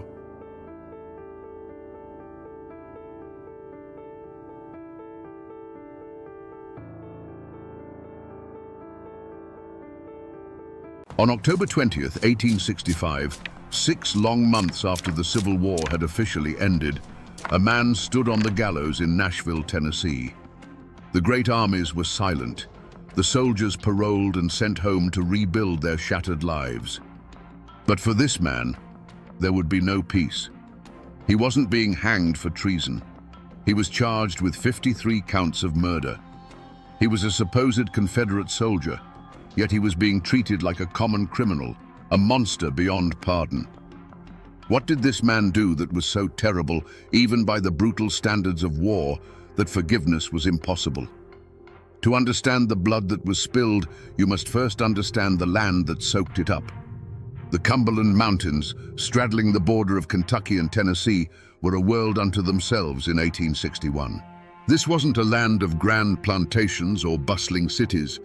It was a rugged, isolated quilt of misty hollows, dense forests, and winding rivers, a place where the mountains themselves dictated the terms of life.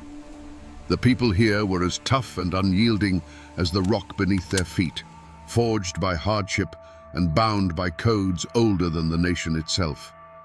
Their loyalties were not to distant governments in Washington or Richmond. They were to family, to kin, to the neighbor who helped you raise a barn, or the one you shared a long, simmering feud with over a property line. Here, personal honor was everything, and a grudge could be passed down through generations like a family heirloom. It was a place of deep faith and fierce independence, where the law was often just a suggestion and real justice was handled face to face. When the Civil War came, it didn't arrive like a disciplined army marching in formation. It seeped into these hollows like a poison, turning the very fabric of this society against itself. The conflict wasn't about slavery for most of these mountain folk. It was about loyalty, and it split communities with a surgical cruelty. Friend turned against friend, cousin took up arms against cousin. A dispute over a stray hog from 10 years prior could now be settled with a rifle, all under the banner of Union or Confederacy. Into this cauldron of simmering hate stepped 2 men who would become the living symbols of this brutal, personal war. One was Samuel Champ Ferguson, a man with a temper as sharp as his knife, who would side with the Confederacy. The other was David Tinker Dave Beatty, a staunch Unionist, as rugged and determined as his rival. They weren't generals or politicians. They were neighbors, products of the same mountains, who would soon become mortal enemies. This, then, was the world that was lost.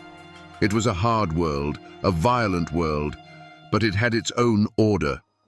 The people of the Cumberland Plateau stood to lose more than just a war. They stood to lose their homes, their families, and the unwritten laws that had governed their lives for a century. They were about to become the victims of a war fought not on battlefields, but in their own backyards, by their own people. There was no single crime scene cordoned off with yellow tape. In the borderlands of 1861, the crime scene was an entire mountain range. The first shots of Champ Ferguson's personal war weren't fired on a battlefield, but in a secluded clearing, witnessed only by the silent, ancient trees. The first report of the crime didn't come from a sheriff, but from the whispers that snaked through the hollows, carried on the wind like a bad omen. The most verifiable story begins with a capture. A group of local Unionists, led by a man named William Frog, cornered Ferguson and his friend Preston Smith. This was not a formal military arrest. It was a kidnapping, an act of personal power in a land where badges and uniforms meant less than the name your family carried. They were dragged to a makeshift camp, a place where the only law was the will of the man holding the gun. There was no trial, no charge read, just the cold, hard glint of hatred in Frog's eyes. The scene that unfolded was one of stark, summary brutality. Frog, acting as judge, jury, and executioner, declared Preston Smith an enemy. Before anyone could process what was happening, he raised his pistol. A single shot echoed through the hollow, and Smith fell dead to the ground. In that instant, Champ Ferguson, bound and helpless, watched his friend be murdered not for a cause, but for a conviction. He saw the grim satisfaction on Frog's face and understood that the rules of civilization no longer applied here.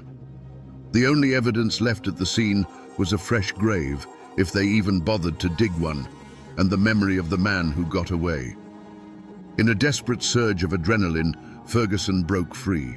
He scrambled into the dense woods as bullets tore through the bark around him, a ghost in motion, fueled by pure terror and a dawning, white-hot rage.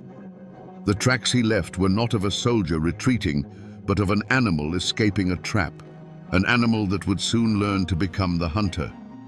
This singular, brutal event was immediately tangled with other, even darker whispers. Stories began to circulate about a different kind of crime scene at Ferguson's own cabin. People said that Unionist home guards had come for him while he was away, finding his wife and young daughter sick in their beds. The tale, told in hushed tones, claimed the men forced the ailing women out into the freezing cold, an act of such profound cruelty that they soon died. Was it true? Or was it a legend that grew from the seed of Preston Smith's murder? The wilderness offered no easy answers, only a multitude of unsettling questions that all pointed to one terrifying certainty. A reckoning was coming. When the storm of violence finally broke, it wasn't a random tempest. It was a targeted lightning strike. The first suspects in Ferguson's war, the first men he hunted, were not strangers in blue uniforms from a distant northern state. They were his neighbors. They were the men he held personally responsible for shattering his world. His rage had a face and a name, and at the top of that list were William Frog and Tinker Dave Beatty. The motive was as clear as a mountain stream and as dark as a grave. Everyone in the borderlands knew the story of Preston Smith's execution. William Frog hadn't just killed a Confederate sympathizer. He had murdered Champ Ferguson's friend in cold blood right before his eyes. The image of his friend falling, the puff of gun smoke in the cold air, the casual cruelty of the act. It was a wound that could only be cauterized with blood. This was a debt of honor, and in the mountains, such debts are always paid in full. Layered over this undeniable act was the even more potent legend of his wife and daughter.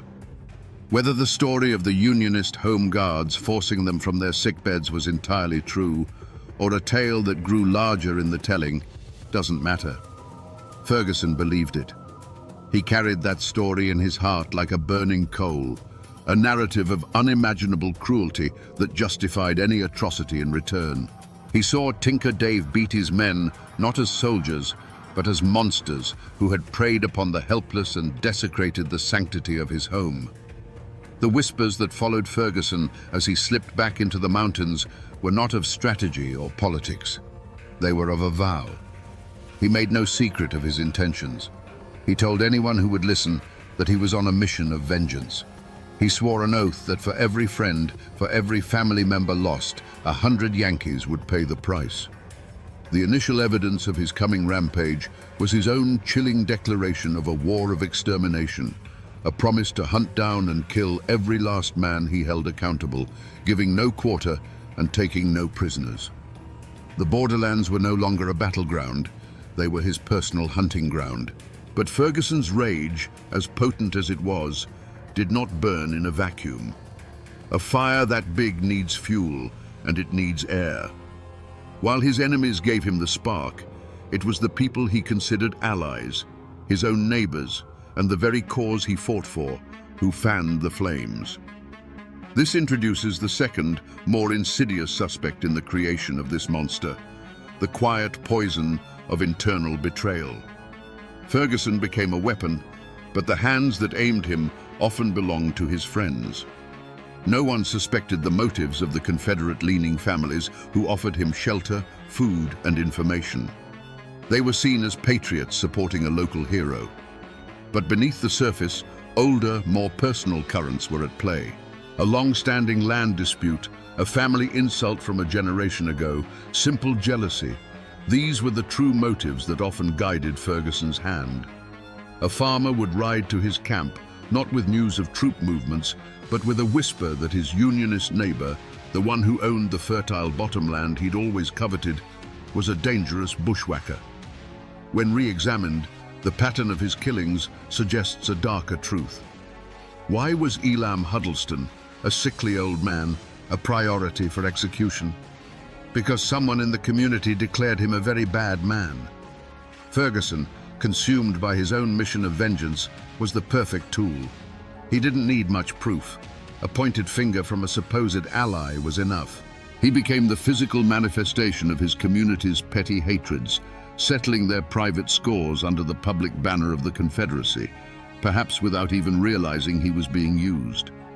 This betrayal extended all the way to the top. The Confederate government in Richmond was happy to have men like Ferguson terrorizing the Unionist population, disrupting supply lines and tying down troops. They gave him legitimacy, a captain's commission, a flag to fly. But it was a relationship of convenience. They wanted the chaos he created, but they kept him at arm's length, officially disavowing his most brutal tactics. They betrayed the very guerrilla fighters they empowered, using them for the war's dirtiest work and leaving them to face the consequences alone. Ferguson thought he was a soldier, but to many on his own side, he was just a rabid dog, to be unleashed on their enemies and put down when he was no longer useful. But beyond the personal hatreds that festered in the mountain hollows, a larger, more impersonal storm was gathering. This threat came from outside the tight-knit world of the borderlands, an organized force that saw these hills not as a collection of homes and families, but as a strategic chessboard. This was the formal war machine of the United States and the Confederacy, and its arrival would pour gasoline on the fires of local feuds. To the Union High Command in Nashville and Washington, Champ Ferguson was not a grieving husband or a man avenging a friend. He was simply a problem to be solved, an infection of rebellion in a strategically important region. Their motive was cold, calculated, and entirely impersonal. Pacify the area, protect Union supply lines, and eliminate all irregular resistance. They sent patrols of uniformed soldiers, men who didn't know the local families or their histories. To these outsiders, a man plowing his field could be a farmer or a guerrilla fighter in disguise. They often couldn't tell the difference, and their harsh methods bred even more resentment. From the other direction, the Confederate leadership applied its own external pressure. They saw in Champ Ferguson not a man, but a weapon.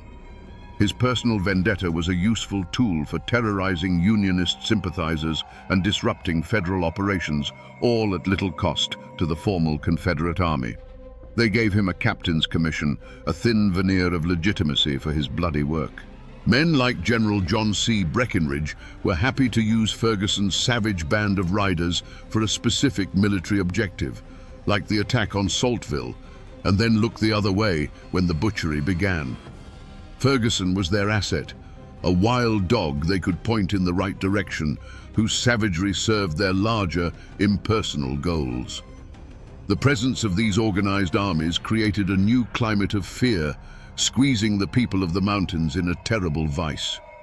Suddenly, strange men in uniform were a common sight on the winding roads, carrying an air of official, indifferent menace. They brought with them a different kind of violence, organized, efficient, and absolute. The personal war of neighbor against neighbor was now caught up in a national conflict, escalating the stakes beyond anything the locals could have imagined. This external pressure crushed the old rules of the mountains, leaving a vacuum where only the most brutal could thrive. The hunt for Champ Ferguson began in earnest, a desperate attempt to cage the monster that had been unleashed. The primary hunter was his arch-nemesis, Tinker Dave Beatty, a man who knew the mountains as well as Ferguson did. He was joined by patrols of Union cavalry, professional soldiers sent to bring order to a land that had never known it. They had a clear target and a righteous cause. But they soon discovered they weren't hunting a man. They were chasing a phantom. Every lead they followed seemed to dissolve into the Appalachian mist. A farmer would ride breathlessly into a Union camp, swearing he'd just seen Ferguson and his men watering their horses at Calfkiller Creek. A posse would be formed, riding hard for hours through treacherous terrain, only to arrive and find nothing but hoof prints fading in the mud and the cold ashes of a long-dead campfire. Ferguson was a master of the wilderness. He knew every hidden hollow, every game trail, every cave that could shelter a man from a storm or a patrol. The mountains that were a confusing, hostile maze to the outsiders were his sanctuary. The Union soldiers operated on the assumption that they were fighting a guerrilla company. They looked for camps, for supply lines, for patterns. But Ferguson fought by no book of military tactics. He and his small band of riders would materialize on a remote road, carry out an execution, and then vanish, melting back into the forest as if they were never there. They would ride 30 miles in a night, split up, and rendezvous days later at a prearranged spot known only to them.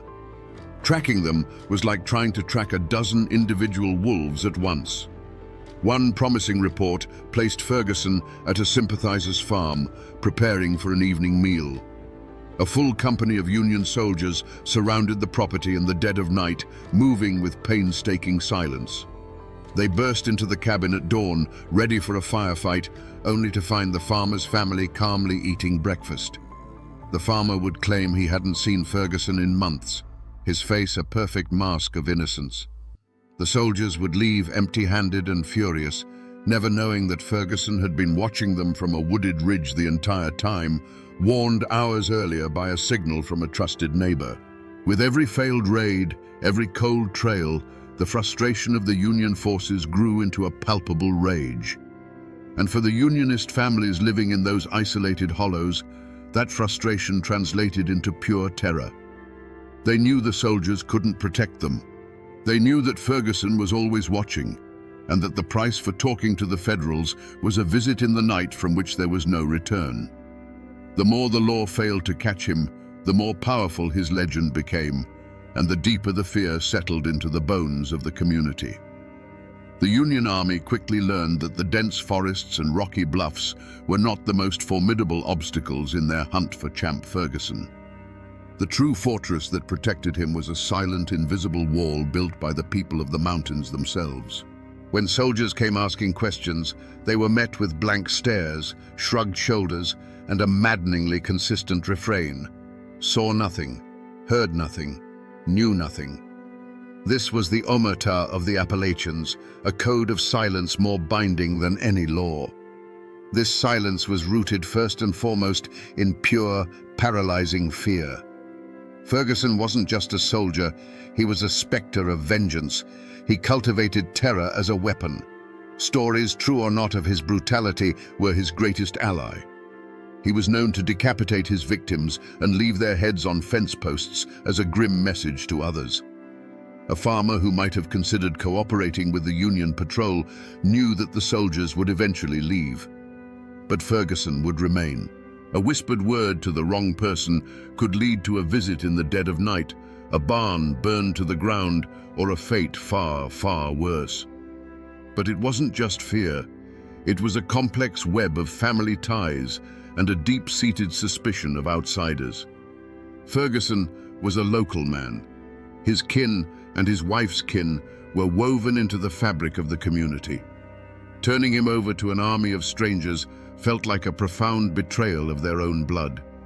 To many, the Union soldiers were an occupying force, invaders who didn't understand their ways, their feuds, or their loyalties. In the stark calculus of the mountains, it was often better to shelter your own monster than to trust the justice of a foreigner.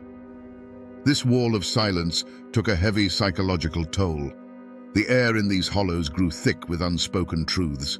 Neighbors who had known each other for generations now avoided eye contact, their conversations becoming clipped and shallow, terrified of letting a dangerous word slip. Old Man Hemlock, who lived on the ridge overlooking the Calf Killer River, once mentioned to a traveling peddler that he'd seen riders pass his cabin late one night. A week later, he found his prize hog, his food for the winter, slaughtered in its pen. No one said a word, but the message was as clear as a gunshot in the night. In this world, the only thing more dangerous than Champ Ferguson's rifle was your own tongue. Silence had become the only armor they had left. For 4 years, the war had been the perfect cover for Ferguson's savagery. But in April of 1865, a piece of information more powerful than any army trickled into the Cumberland Mountains. It wasn't a secret whispered in a cabin or a clue found on a body. It was the news of General Lee's surrender at Appomattox. The Civil War was over, and with that single undeniable fact, the entire world shifted under Champ Ferguson's feet. The overlooked detail, the forgotten clue that broke the case wide open, was his own identity. For years, he had operated under the belief that he was a soldier, a commissioned captain in the Confederate Army. His killings, in his own mind, were acts of war. But the surrender stripped away that justification. The cause he fought for no longer existed. The government that gave him a commission was dissolved. Suddenly, his actions had to be re-examined, not as tactics in a guerrilla conflict, but as individual crimes. He was no longer a soldier. He was just a man who had killed, by his own count, over 100 people.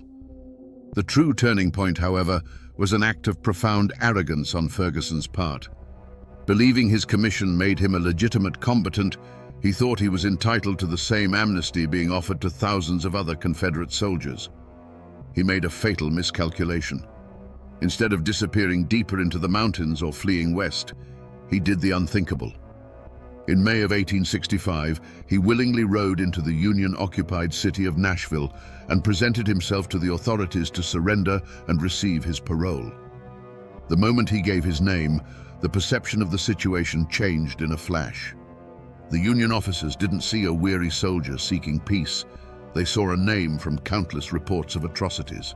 They saw the butcher of the Saltville massacre, the specter who had haunted the borderlands for 4 years. The forgotten clue, Ferguson's own wanted status as a war criminal, was no longer forgotten. Instead of a parole slip, they gave him iron handcuffs. The news of his capture was like a thunderclap across the mountains. The ghost had been caught. The boogeyman was in chains. And with that revelation, the wall of silence, which had been held together by fear, began to crumble. A new, desperate urgency took hold, not to find a killer, but to finally bear witness against him. The stories that had been buried in the dark soil of the Cumberlands for 4 long years were about to be unearthed. The climax of Champ Ferguson's story did not happen in a bloody mountain skirmish, but in the suffocating stillness of a Nashville courtroom in the autumn of 1865. The Phantom of the Cumberlands was finally caged, a physically imposing figure in the witness box, but his legend was about to be systematically dismantled, not by bullets, but by words. The central mystery was finally being addressed. Was this man a soldier, twisted by the horrors of war, or was he something else entirely? The trial would unmask him. The prosecution built its case brick by bloody brick. One by one, witnesses took the stand, widows, orphans, old men who had survived by some miracle. They didn't speak of battles or military objectives. They spoke of ambushes on lonely roads, of men shot down while pleading for their lives, of executions carried out with a terrifying calmness. They described Ferguson personally killing the sickly, bedridden Lieutenant Smith in a field hospital, dragging him from his cot and shooting him in the head. This wasn't war, it was murder. Then came the testimony that shocked a nation already numb to the horrors of the conflict. The Saltville massacre. Eyewitnesses, including Confederate officers, described the scene after the battle. They told the court how Ferguson and his men rode onto the field, ignoring the rules of surrender, and began a 2-day orgy of slaughter. They recounted watching him personally execute dozens of wounded and captured black soldiers from the 5th U.S. Colored cavalry, shooting them in their hospital beds and hunting them down in the woods. This act was so barbaric, it went beyond vengeance or military necessity. It was an act of pure, unadulterated hatred. But the final, definitive unmasking came from the mouth of Champ Ferguson himself. He took the stand, not with remorse, but with a chilling, defiant pride. He admitted to everything. He calmly confirmed the killings, one after another. His defense was simple and horrifying. He was a soldier, and these men were the enemy. When asked about killing the sick Lieutenant Smith, Ferguson coolly replied, "He was a bad soldier, and I wanted to get him out of the way." In that moment, the mask was gone forever. The journal, the letter, the forgotten clue, it was his own testimony. His motive was laid bare, and it was far darker than simple revenge. Vengeance may have been the spark, but the fire was fueled by something else, a cold, methodical enjoyment of power and death. He had appointed himself the ultimate arbiter of life and death in the mountains. The war had not created a monster. It had simply given a monster the perfect opportunity to flourish. The man in the witness box was not a soldier. He was a killer who had found his calling. Now that we know the verdict of the court, we can finally reconstruct the truth of those 4 terrifying years. We can push aside the rumors and legends and piece together the events, not as a soldier would tell them, but as the mountains themselves must remember them. For 4 years, the sound of a lone rider in the distance was enough to make a mother pull her children inside and bolt the door. A dog's frantic barking that was suddenly cut short was a sound that chilled the blood. Imagine a small, makeshift hospital, a place of supposed sanctuary where wounded Union men lay shivering with fever and pain. Their war was over. The doors burst open, not with medics, but with Ferguson and his men. The doctor's pleas for mercy were met with cold silence. Then came the sounds, a series of muffled, ugly pops, one after another, each one followed by a final groan that was quickly silenced. A young lieutenant, sick with measles and no threat to anyone, was pulled from his cot. His bare feet scraped against the rough floorboards. Another sharp report echoed in the small room, followed by the heavy, final sound of a body hitting the floor. When the raiders left, an unnatural stillness filled the space, a silence more terrifying than any scream. Picture the scene at Saltville, Virginia. The formal battle was over. The Union forces, including the 5th U.S. Colored Cavalry, had retreated. But for the wounded and the captured left behind, the horror was just beginning. For 2 days, Ferguson rode across the field, a dark silhouette against a gray sky. From the surrounding hills, witnesses could hear the sporadic popping sound of his revolver over and over again.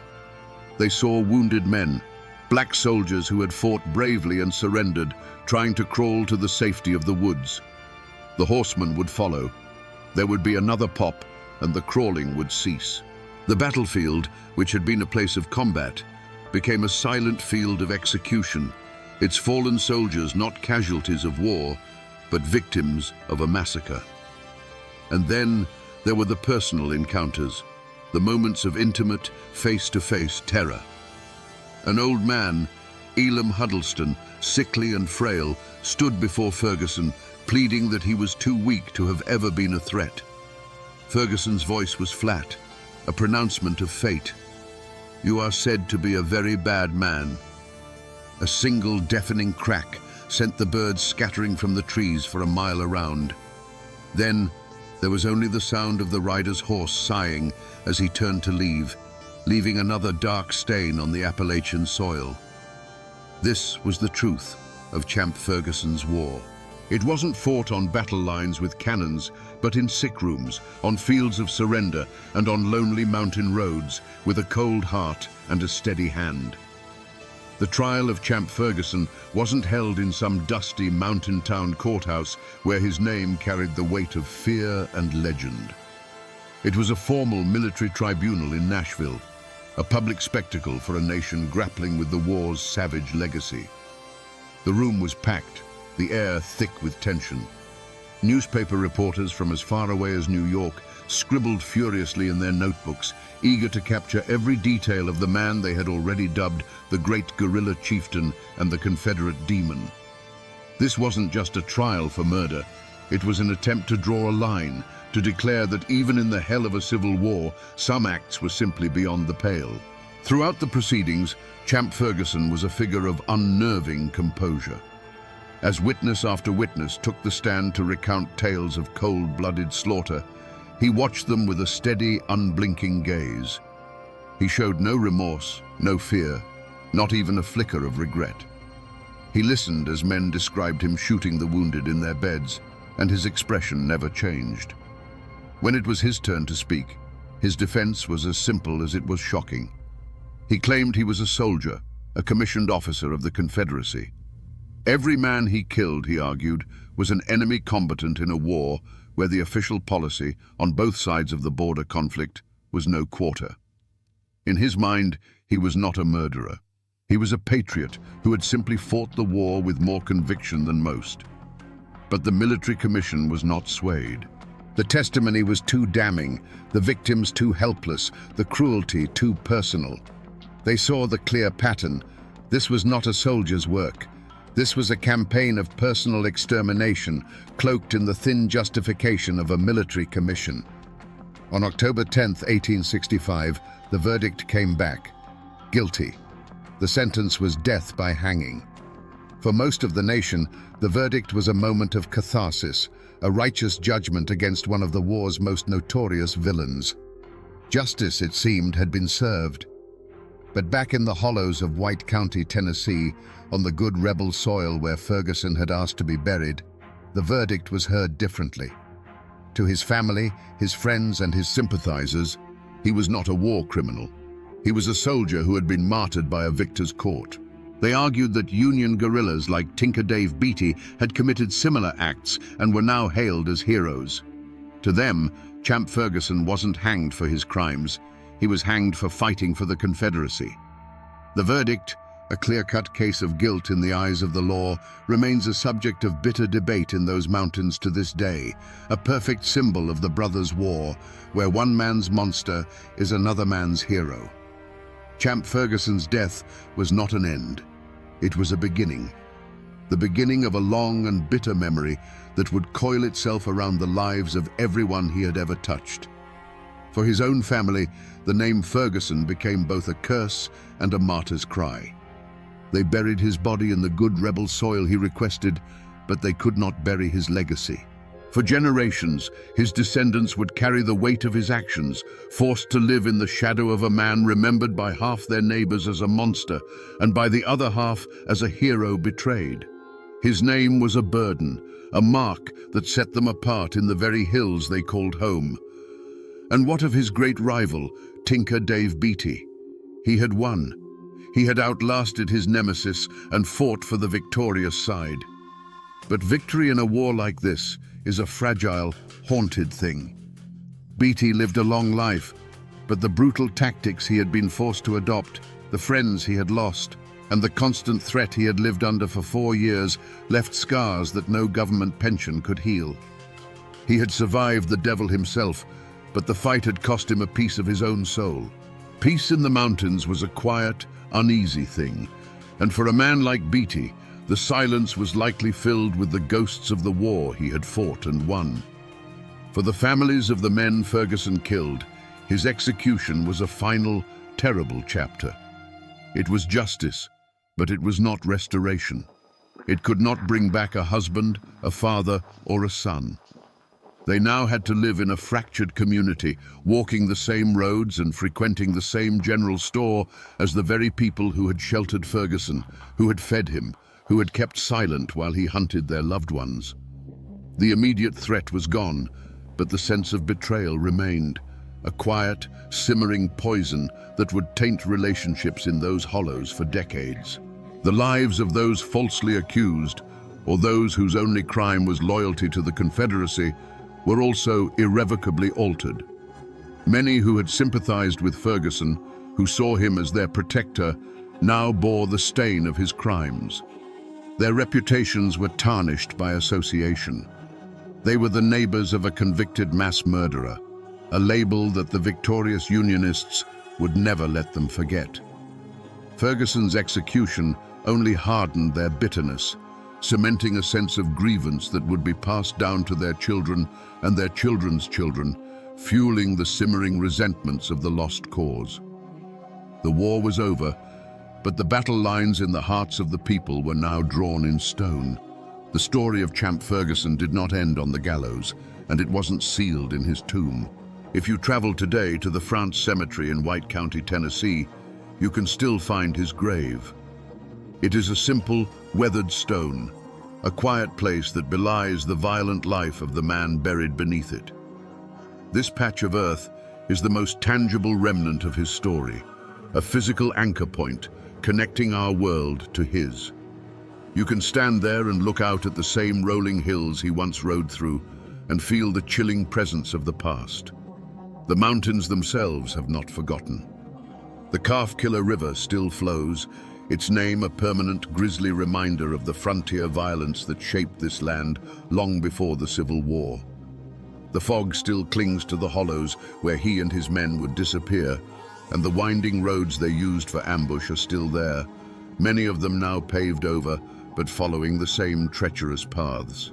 The landscape of the Cumberland Plateau is a silent monument, etched with the memories of every skirmish, every execution, every desperate flight from justice. But the true echoes are not in stone or soil, they are in the whispers and the stories. To this day, the tale of Champ Ferguson is told in the borderlands, a local legend as potent as any ghost story. It's a story told around hunting campfires, a cautionary tale passed from grandfathers to their grandsons. They still talk about the myth of his missing head, the ghoulish rumor that his skull was taken for scientific study, a final indignity for the man who had terrorized their ancestors. Most powerfully, the war over Champ Ferguson's soul continues to this day. Walk into a local diner or hardware store in that part of the country and ask if he was a hero or a monster. You will start an argument that is just as passionate and divided now as it was in 1865. The world has forgotten, but these mountains remember. They remember because the war he fought was not just about North and South, it was about them. And that memory is now a part of their very identity, a living echo of a time when the devil himself rode the hills of Tennessee. So we return to where we began, to a man on a gallows in Nashville, long after the cannons of the Civil War had fallen silent. We asked what this man could have done that was so terrible, even by the standards of that brutal conflict, that he alone could not be forgiven. And now we have the answer. It wasn't that he killed, for the war had made killers of thousands. It was that he savored it. He stripped away the pretense of military necessity and revealed the cold, hard core of personal hatred. He murdered the sick, executed the surrendered, and turned a national conflict into his own private slaughterhouse, all while claiming the mantle of a soldier. Forgiveness was impossible because Champ Ferguson forced a nation exhausted by death to look at his work and finally draw a line between the horrors of war and the acts of a monster. This is a story, then, not just of a single violent man, but of a timeless and terrifying truth. It is a warning of what happens when the poison of personal vengeance is given the legitimacy of a flag and a uniform.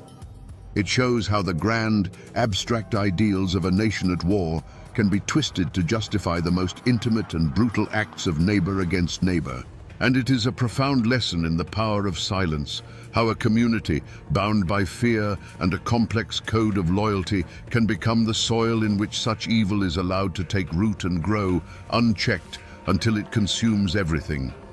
The war is over. The men who fought it are long gone. But the ghost of Champ Ferguson, and the questions his life demands of us still haunt those misty Appalachian hollows. He reminds us that the most dangerous battleground is not in a field or a fortress, but in the human heart, where the lines between soldier and murderer, justice and revenge, can blur and then vanish with terrifying ease. And now, my friends, you know the rest of the story, or at least as much of it as the court records and old tales are willing to give up. The rest belongs to the mountains.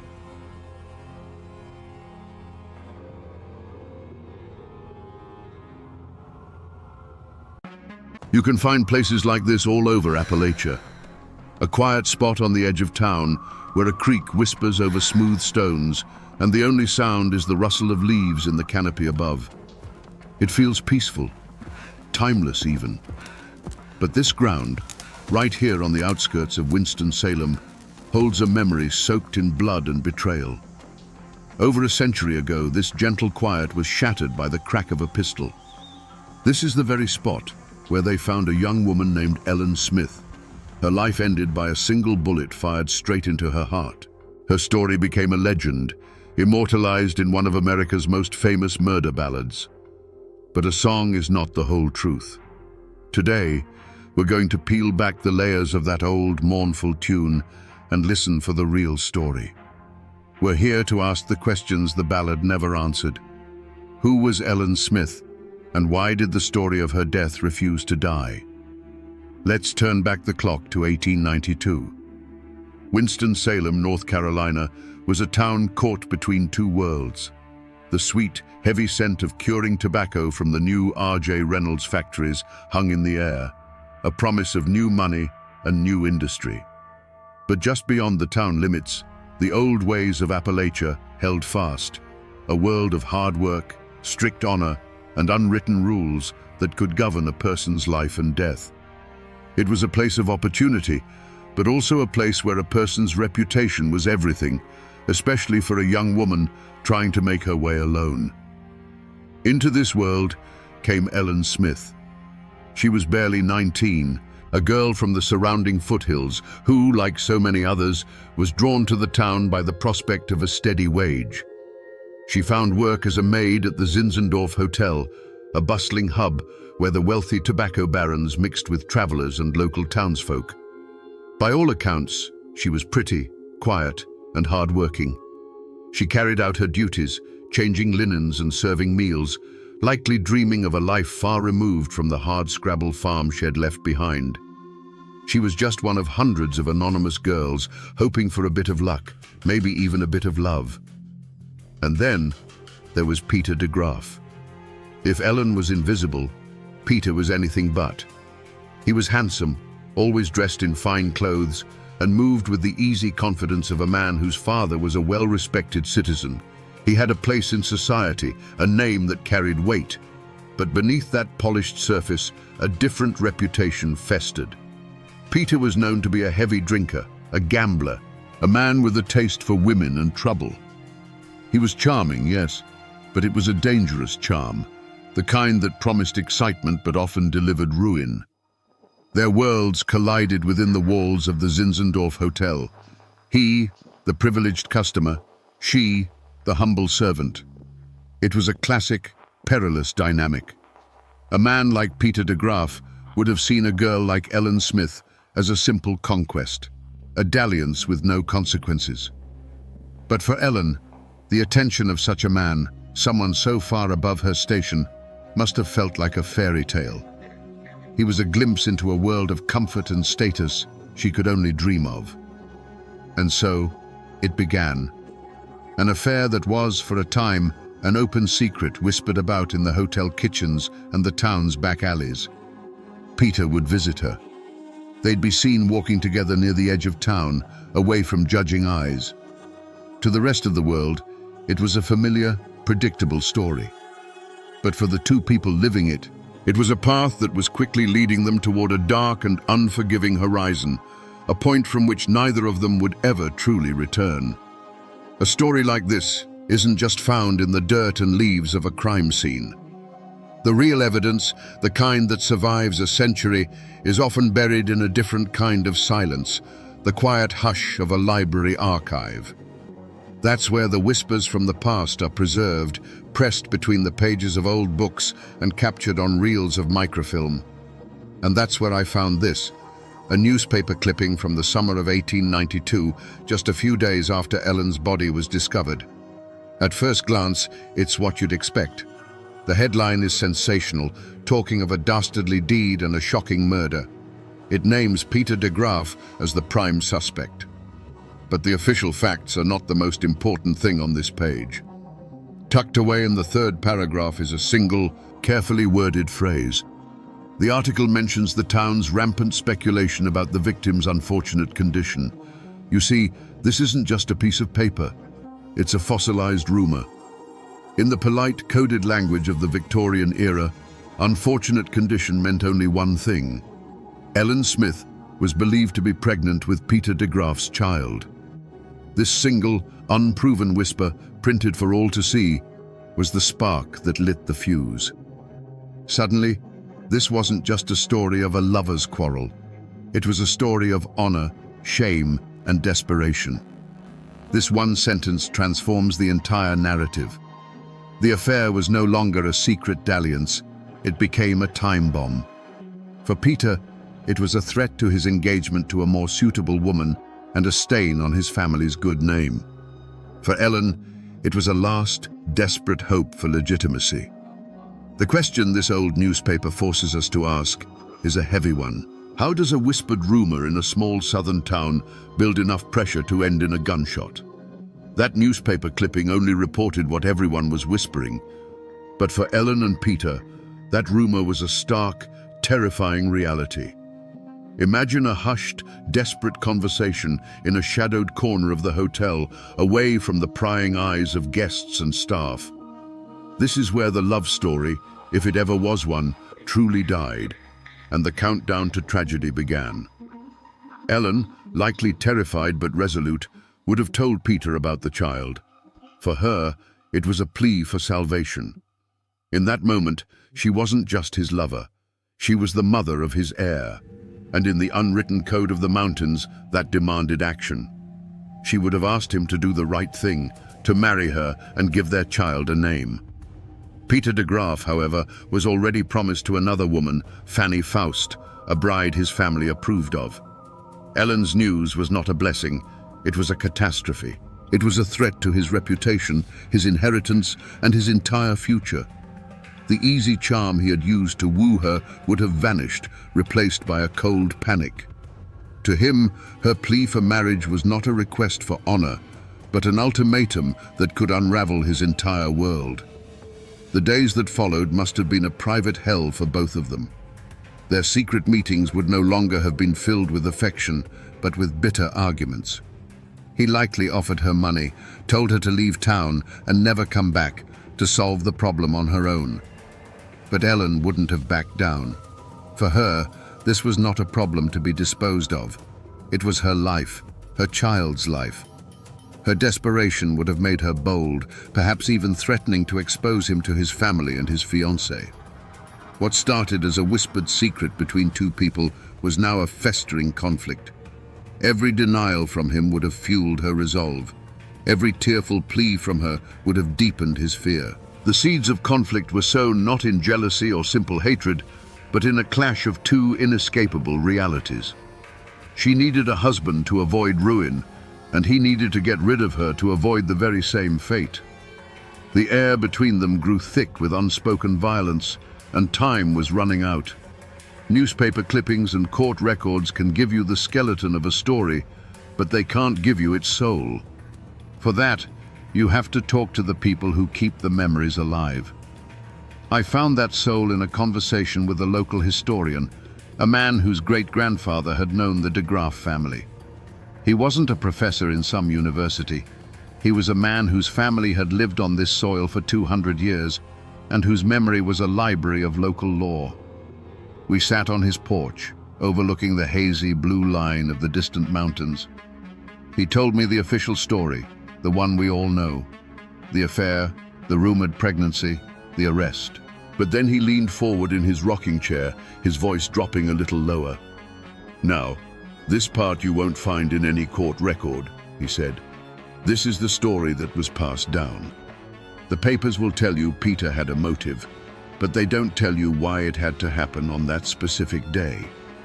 According to the tale that's been told around here for over a century, Ellen Smith had given Peter de Graaf an ultimatum. It wasn't just a tearful plea for marriage anymore. She was done with his stalling and his empty promises. She told him that if he didn't agree to marry her, she was going to walk over to his father's house that very afternoon and tell the old man everything.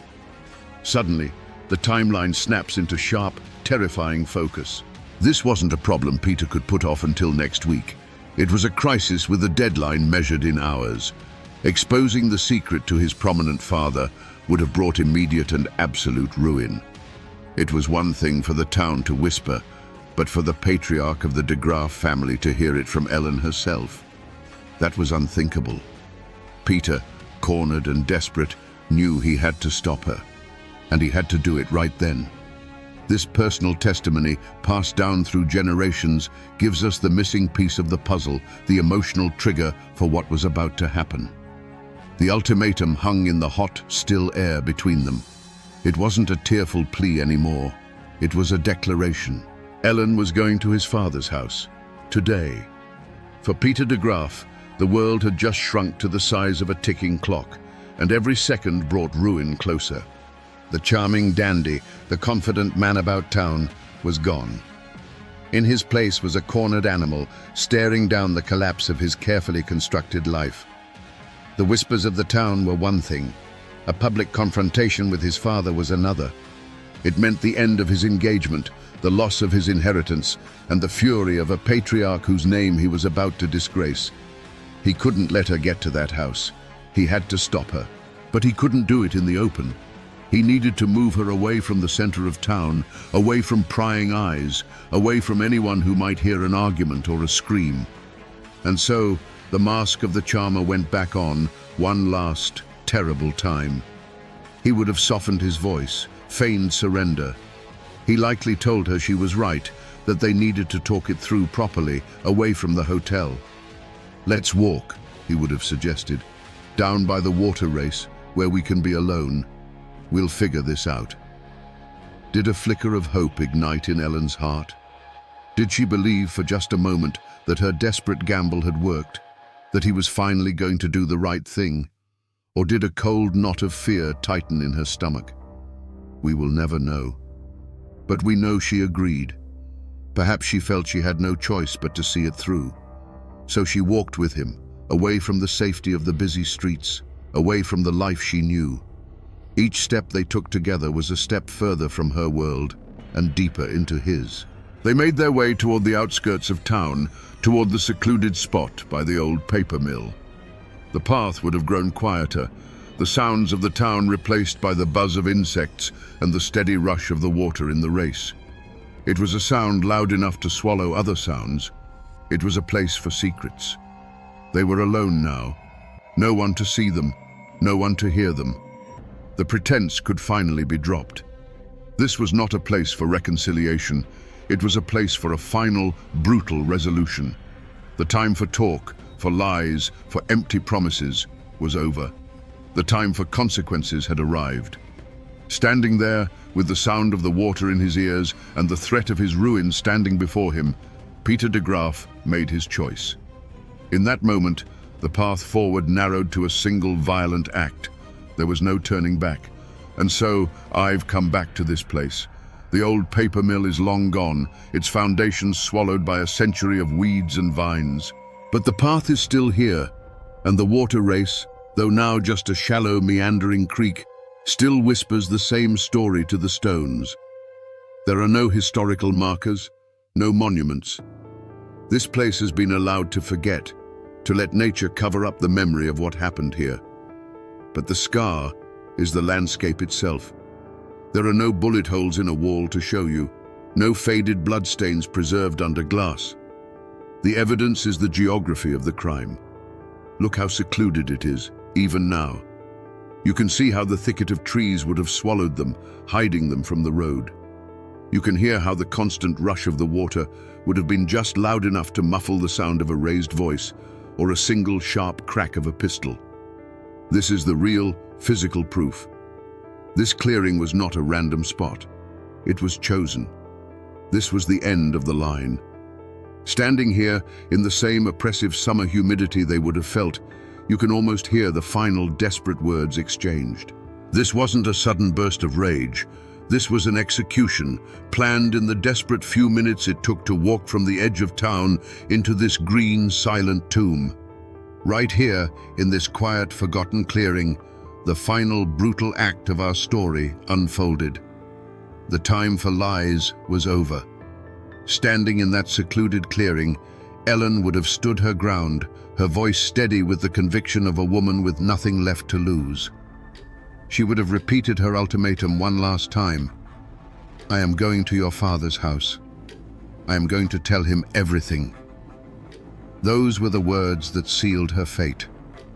For Peter de Graaf, the sound of the rushing water faded away, and the world narrowed to this single, unmovable obstacle standing between him and his future. The panic that had been churning inside him cooled into a terrible, simple clarity. He would have felt the weight in his coat pocket, a heavy, cold reassurance. He had likely brought it with him for this very purpose, a final option he hoped he wouldn't have to use.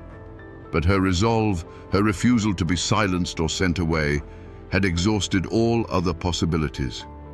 In his mind, she had backed him into this clearing, into this moment. There was only one way he could walk out of here alone, with his secret safe and his future intact.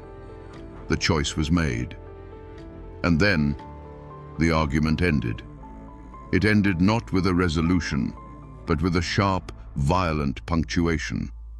A single, sharp report cracked the humid air, a sound far too loud and deliberate to be a snapping twig. It was a sound that ripped through the drone of the insects and the murmur of the creek, echoing off the trees for a brief moment before being swallowed by the woods. A flock of startled birds erupted from the canopy, their panicked calls the only immediate response to the unnatural noise. There would have been no scream, just a look of profound, final surprise on Ellen's face. A flicker of disbelief as she looked down at her own chest, as if to understand what had just happened. Her hands, which might have been clenched in anger or raised in pleading, fell limp to her sides. She crumpled to the ground without a sound, a final, soft exhalation of breath, the only testament to the life that had just been stolen from her. The vibrant, determined young woman was gone, replaced by a still, silent form. For a long moment, there was only the sound of the creek and the slow settling of dust motes in the shafts of afternoon sun. The air grew thick with the acrid smell of burnt powder. Peter would have stood there, his heart hammering against his ribs, staring at what he had done. There she was, poor Ellen Smith, lying on the cold, cold ground. A single dark circle, no bigger than a coin, began to blossom on the fabric of her simple dress right over her heart. It was a neat, tidy, and absolutely final solution to his problem. Then, the cold clarity shattered, and the animal panic returned.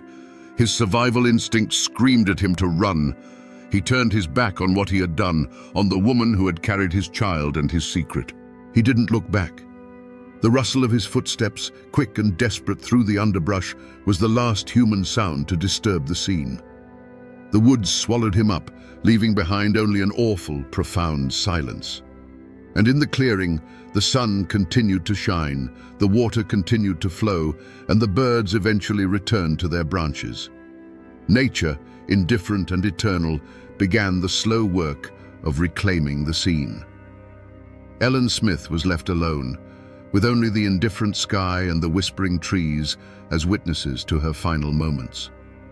The story of the violence lives in the soil of that clearing, but the story of the aftermath is preserved in a different kind of silence, the quiet, dusty archives of the Forsyth County Courthouse. Here, the raw, human tragedy of Ellen Smith's death was translated into the cold, formal language of the law. I've held the photocopies in my own hands. The coroner's report, the court docket, the arrest warrant. Each one tells a piece of the story, but it's a version scrubbed clean of all emotion. The coroner's inquest is a marvel of clinical detachment. It describes the location where the body was found and the position in which she was lying.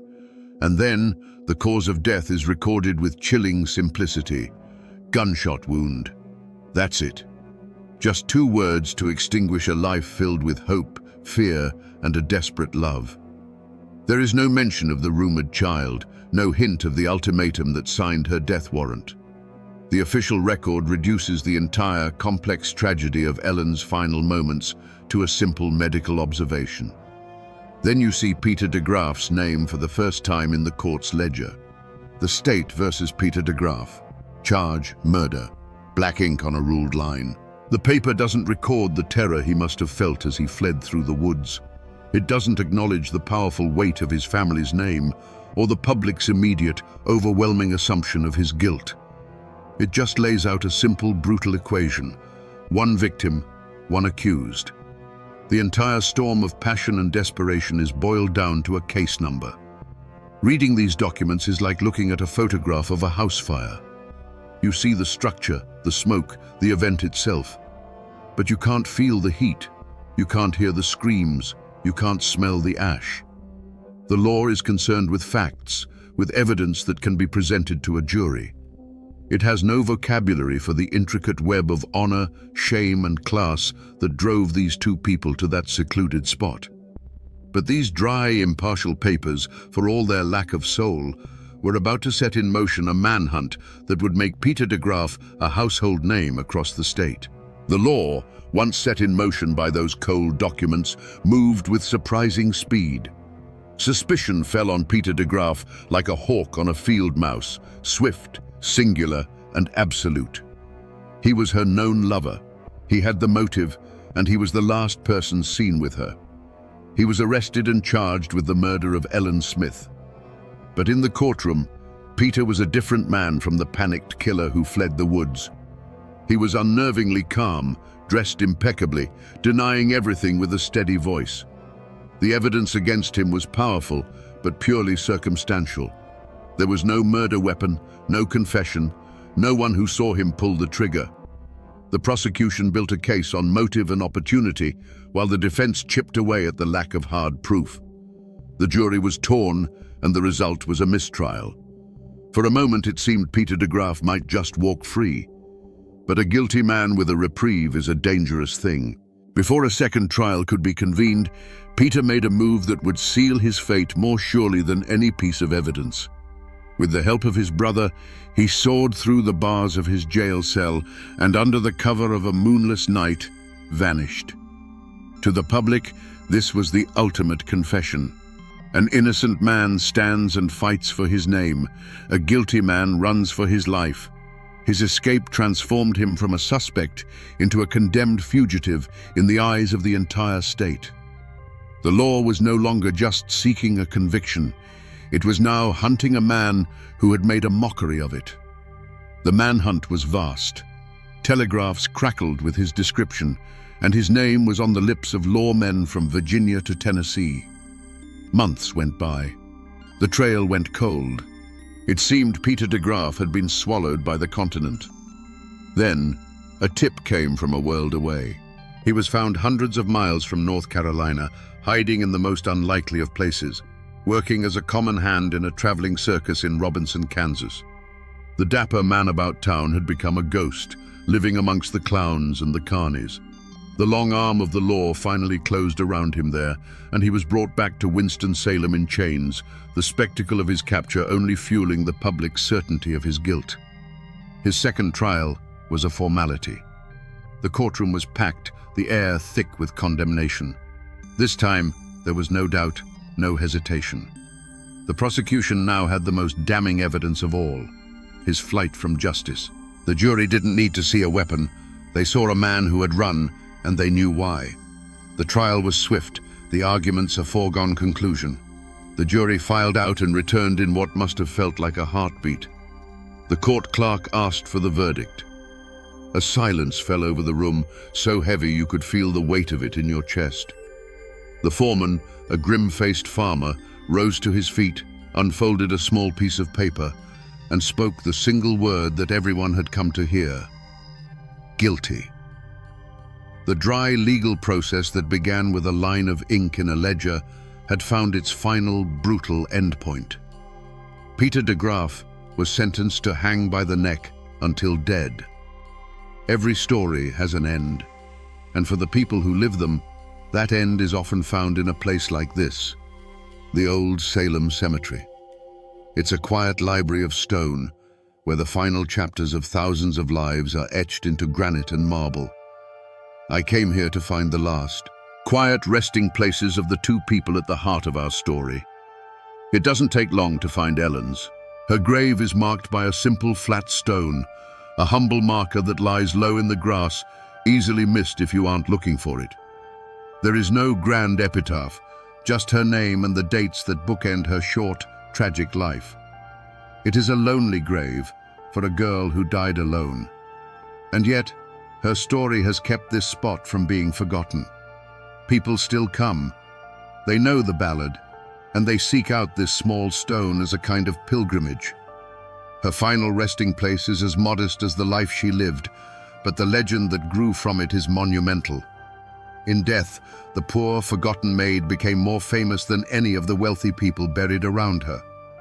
Then, you walk just 100 yards or so past other weathered stones, and you find the de Graaf family plot. And there he is, Peter de Graaf. His marker is part of a respectable family collection, more substantial than Ellen's, but weathered by the same century of sun and rain. And the irony is so thick you can almost taste it. He killed her to protect his family's name, to sever their connection forever. But here they lie, just a short walk from one another. Enemies in life, neighbors for all eternity in this silent city of the dead. Seeing these two stones, so close and yet worlds apart, makes you realize that the gallows was not the end of the story. It was only the end of Peter's. For the families left behind, for the community that had witnessed the tragedy, the consequences were just beginning to unfold. The final verdict had been delivered, but the long shadow of that day was only starting to stretch across the land. On February 8, 1894, a massive crowd gathered in Winston-Salem. It was a public holiday of the grimmest sort. They came to see Peter de Graaf hang. He was led to the gallows, and even in his final moments, he maintained his unnerving calm. He refused to confess. He did not ask for forgiveness. And here, the history of the event blurs into the legend. The story, the one that truly matters, is that as he stood on the gallows, with the rope around his neck, he handed a note to his brother. Some say it was a poem, a final confession scribbled on a scrap of paper. No one knows for sure if this note ever existed, but it didn't have to. The idea of it was enough. It was the confession the public craved, the final poetic admission of guilt that would become the very soul of the ballad. The trapdoor fell, and Peter de Graaf was gone. But the story was far from over. His execution did not bring peace. For Ellen Smith's family, there was no real victory. Their daughter was still gone, her name still tangled up in scandal. For the de Graaf family, the shame was permanent. Their son was a convicted murderer, his name a stain they would carry for generations. And for Fanny Fost, the woman Peter was supposed to marry, life was irrevocably altered. She had been saved from a marriage to a killer, but she would forever be known as the other woman in a famous murder case. The long shadow of that day fell across all of them.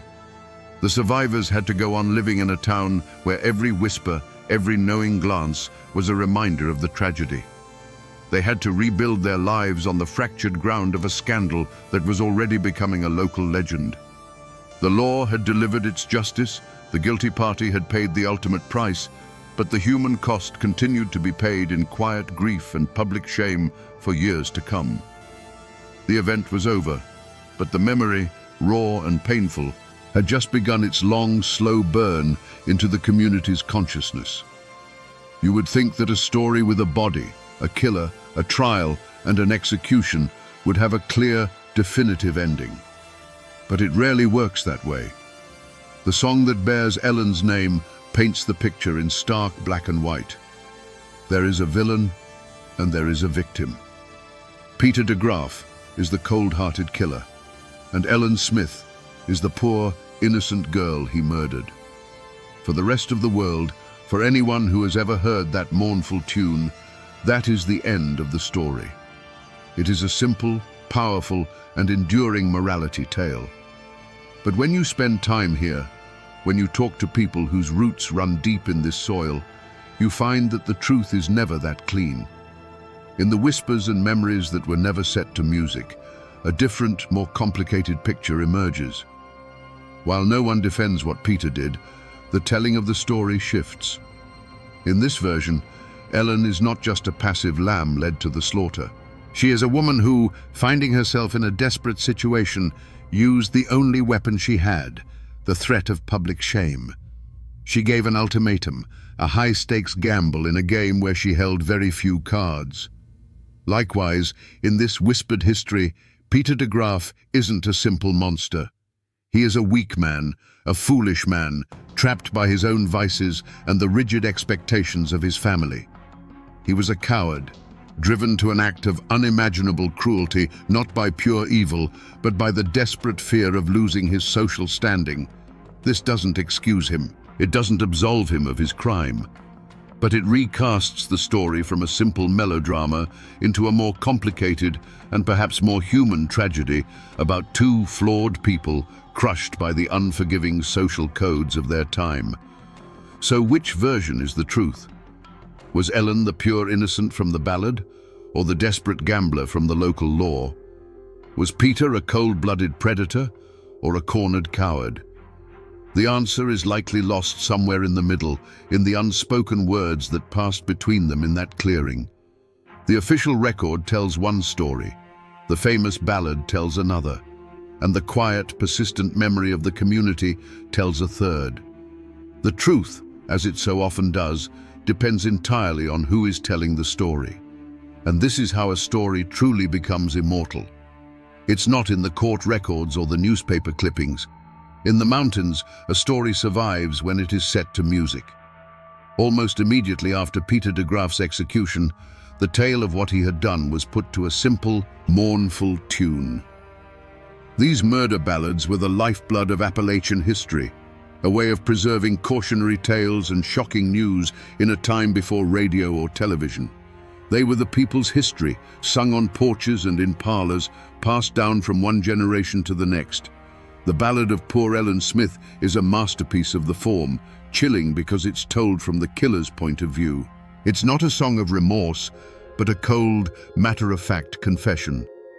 The lyrics, supposedly taken from that mythical note found on the gallows, captured the entire tragedy in a few unforgettable verses. It tells of the murder, the escape, the capture, and the final, lonely walk to the gallows. The song became so powerful, so definitive, that it completely overwrote the messy, complicated reality of the case. The legal arguments, the circumstantial evidence, the lack of a weapon, all of that faded away. The song became the truth. Over time, history dissolves and legend takes its place.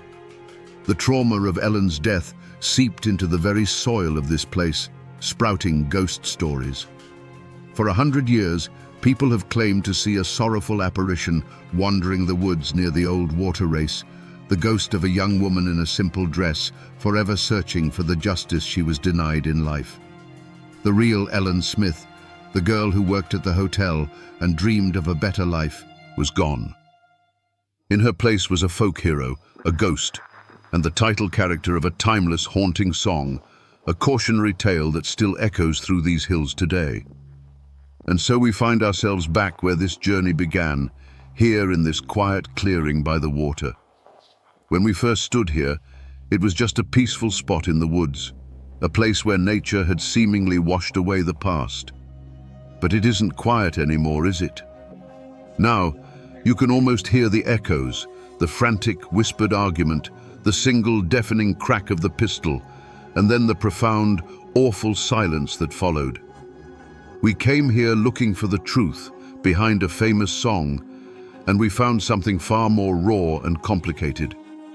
We found a story not just of a simple villain and a helpless victim, but of two desperate people trapped by the unforgiving social codes of their time. We found that the truth is rarely as clean as a ballad's verse. It's a powerful reminder that every forgotten place, every quiet wood like this one, has a story to tell if you're willing to listen. They are silent libraries, filled with tales of love, pride, and the terrible, irreversible choices that can change everything in a single heartbeat. The world that created Peter de Graaf and Ellen Smith is gone. The hotel she worked in, the gallows he died on, they have all vanished into time. The people themselves are little more than dust and whispers. But the ballad is still sung on porches and stages 100 years later. And the story remains. Imagine the deepest, darkest night in the Ozark Hills, where the silence is shattered not by a scream, but by the thunder of hooves. Riders emerge from the mist, but they are not men. They are terrifying figures in black hoods, with long, twisted horns sprouting from their heads, like demons clawing their way out of the very earth. The newspapers called them vigilantes. The outlaws called them monsters. But their neighbors called them something else: the bald knobbers. But here is the bone-chilling question history has tried to bury. What happens when the men who promised to save you from the darkness become the darkness itself? Today, we will separate the legends from the facts and find out what really happened when good men put on the devil's mask. To understand the firestorm that was coming, you first have to understand the land that would become its kindling. The Ozark Mountains of southern Missouri in the 1880s were a world unto themselves. This wasn't the manicured countryside of the East. This was a rugged, isolated land of deep hollows, limestone bluffs, and spring-fed creeks that ran clear as glass. It was a beautiful but unforgiving place, settled by fiercely independent Scots-Irish families who asked for little more than to be left alone to work their small farms and raise their children. Life here was governed by the seasons, not the clock. Men like Nat Kinney were pillars of this community. A giant of a man, a Union Army veteran with a booming voice, he was seen as a leader long before he ever took the title. You could find him at his general store, a place that smelled of coffee, leather, and kerosene, where he'd extend credit to a family down on their luck. You had decent, church-going folk, families who believed in hard work and the word of God, whose greatest dream was simply a good harvest and a peaceful night's sleep. But peace was a forgotten luxury. The Civil War had not been a distant conflict here. It was a brutal, intimate butchery that pitted neighbor against neighbor. The official surrender in 1865 meant nothing to the hills. The old hatreds didn't die. They just festered, waiting for a new excuse to bleed. The law was a ghost, a corrupt sheriff a full day's ride away who couldn't or wouldn't do a thing to help. In this vacuum, a new power had risen. A loose confederation of outlaws, horse thieves, and murderers, led by the notorious Taylor and Matthews clans, ran Taney County as their personal kingdom. They mockingly called themselves the Anti-Law and Order League. For the ordinary farmer, life became a waking nightmare. Livestock vanished in the night, stores were robbed in broad daylight, and families were terrorized into silence. Every sunset brought a fresh wave of fear. Every knock on the door could be a gang of thugs demanding food or whiskey. The people were pushed to the absolute edge, praying for a savior. But they were about to learn a hard lesson. In the Ozark Hills, when you pray for a savior, you have to be careful what kind of angel answers your call. The roots of this conflict ran deeper than any single crime. They were anchored in the very bedrock of the Ozarks. The families who settled these hills, the Scots-Irish, didn't come here seeking gold. They came seeking freedom from kings, landlords, and any government that tried to put a bridle on them. They carved their lives out of the wilderness with an axe and a rifle, and the land they claimed wasn't just property, it was a declaration of independence. This patch of earth, this creek bottom, this ridge, it was a legacy paid for in sweat, heartbreak, and blood. To threaten a man's land was to threaten his soul. But the most poisonous memory, the wound that never healed, was the Civil War. Here, it wasn't a war of uniforms and battlefields. It was a war of ambush and arson, fought between neighbors. Pro-Confederate bushwhackers and pro-Union jayhawkers turned the Ozarks into a slaughterhouse. A man might see the neighbor he'd helped raise a barn with the year before, riding toward his home with a torch in his hand. The official surrender at Appomattox was just a whisper from a world away. In these hills, the war never truly ended. It just went quiet. The hatreds were passed down from father to son like a family Bible. The Anti-Law and Order League wasn't born in a vacuum. It was the direct descendant of the bushwhacker gangs. Families like the Taylors and the Matthews had ridden for the Confederacy, and they saw the post-war government as a hostile, occupying force. For them, robbing and terrorizing their old Unionist neighbors wasn't just crime. It was a continuation of the war. They were settling old scores that the history books said were already settled. In this land, a family name was a heavy thing. It was your history, your allegiance, and your honor, all rolled into one. To be a Taylor or a Matthews meant you remembered the wrongs done to your kin during the war, and you never, ever let them go unavenged. To be a Kinney, a proud Union veteran, meant you believed in order, in the flag, and in the idea that the war was over and the law should be respected. The coming storm wasn't just about crime. It was the ghosts of the Civil War rising from their shallow graves, ready to fight one last time. The ground wasn't just fertile for a feud, it was salted with the blood of the last one. In a place as small and tight-knit as Taney County, there was no neutral ground. Friendships that had weathered droughts and hard winters now fractured under the weight of a single whispered question: are you for Kinney, or are you against him? The general store, the church, the blacksmith shop, these weren't just places of commerce or worship anymore. They were listening posts where every word was weighed and judged. Siding with the outlaws could get your barn burned by reformers. Siding with the reformers could get your throat cut by the outlaws. The simmering conflict gave old grudges a new, deadly purpose. A fistfight over a stray hog 10 years prior was suddenly remembered. A bitter argument over a boundary line marked by an old oak tree became a justification for violence.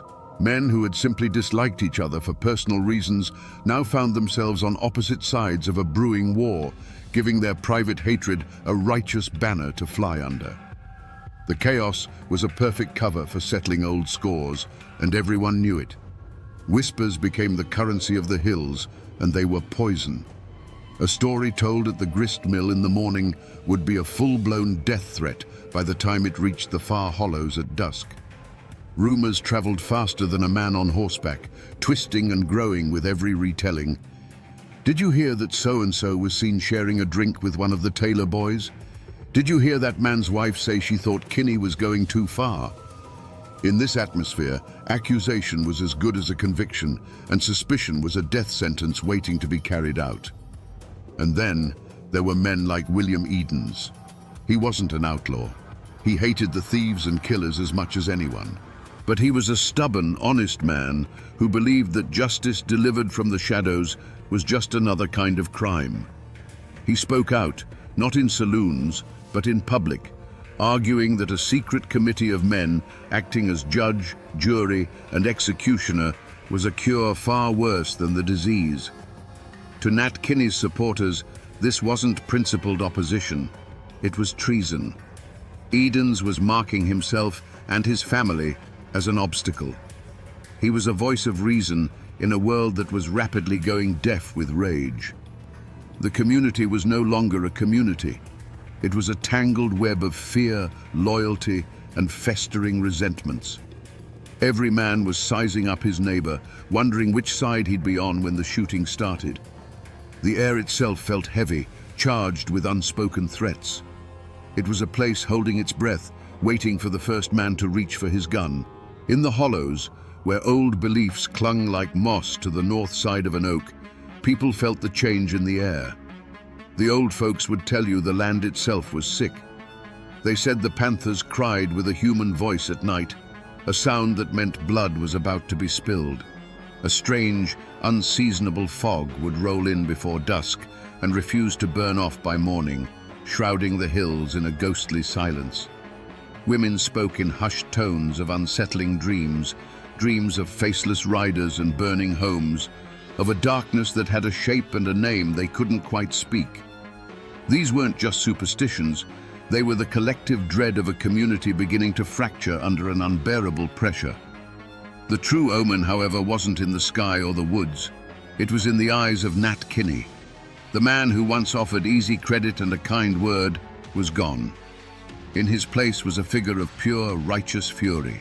His voice, once used for friendly greetings, now boomed with the fire of an Old Testament prophet calling down damnation. He was the human catalyst, the gathering storm cloud. When he sent word, man by man, for a secret meeting at the schoolhouse on that treeless hill, that bald knob, it wasn't an invitation. It was a summons. It was the moment the vague, simmering anger of the people began to sharpen into a weapon. On that cold night in 1885, as a dozen men slipped away from their cabins, their wives felt a knot of dread tighten in their stomachs. They saw their husbands clean their rifles, not with the calm focus of a man going hunting, but with the grim determination of a man going to war. They didn't know the specifics of the meeting, but they understood its nature. This wasn't about building a new fence or organizing a church social. This was about blood. They were trying to cast out the devil, but they couldn't shake the terrible feeling that to do so, their husbands were about to invite a whole new kind of demon into their homes. The shadow of what was to come was already falling across their doorsteps. Inside that cold schoolhouse, by the flickering light of a single lantern, Nat Kinney's voice was a clap of thunder. He laid out the nightmare they were all living, the stolen livestock, the terrorized families, the mockery of the law. He told them that if the government had forsaken them, then they would have to become their own government. If the law wouldn't protect them, they would become the law. That night, they swore a blood oath of secrecy and allegiance. They were no longer just a dozen angry farmers. They were an army. They were the bald knobbers. And an army needs an enemy to fight. They didn't start with the hardened outlaws. Their first target was chosen carefully. A notorious wife-beater. A man despised by the community, but untouchable by the law. One moonless night, the silence of a lonely hollow was shattered by galloping hooves. The man was dragged from his bed, not by his neighbors, but by a circle of horned, silent demons. They tied him to a tree and whipped him raw with a hickory switch. They didn't speak a single word. When they were done, they melted back into the darkness, leaving him bleeding and terrified. It was a message, brutal and clear. There was a new power in the hills, a power that saw everything. The reaction was immediate. Decent folk, who had lived in fear for so long, breathed a collective sigh of relief. The whispers were no longer of fear, but of gratitude. Justice had been done. This success was like a drug to the bald knobbers. It emboldened them, swelling their ranks and hardening their resolve. They moved from punishing social outcasts to targeting the outlaws themselves. They burned down the corrupt saloons and gambling dens that served as the gang's headquarters, a direct assault on their power. The true point of no return came a few weeks later. A crude notice was nailed to the door of a known horse thief's cabin. It didn't have a signature, only a crude drawing of a horned mask. It gave the man and his associates 24 hours to leave Taney County. There was no negotiation, no trial. It was an ultimatum: leave or be found hanging from an oak tree. This was no longer about punishing a single sin. This was a declaration of war. The bald knobbers had taken it upon themselves to cleanse the entire county by force. The first drops of blood, drawn by a hickory switch, had been a test. Now, having found their power, they were promising a flood. The outlaws, for the first time, were scared.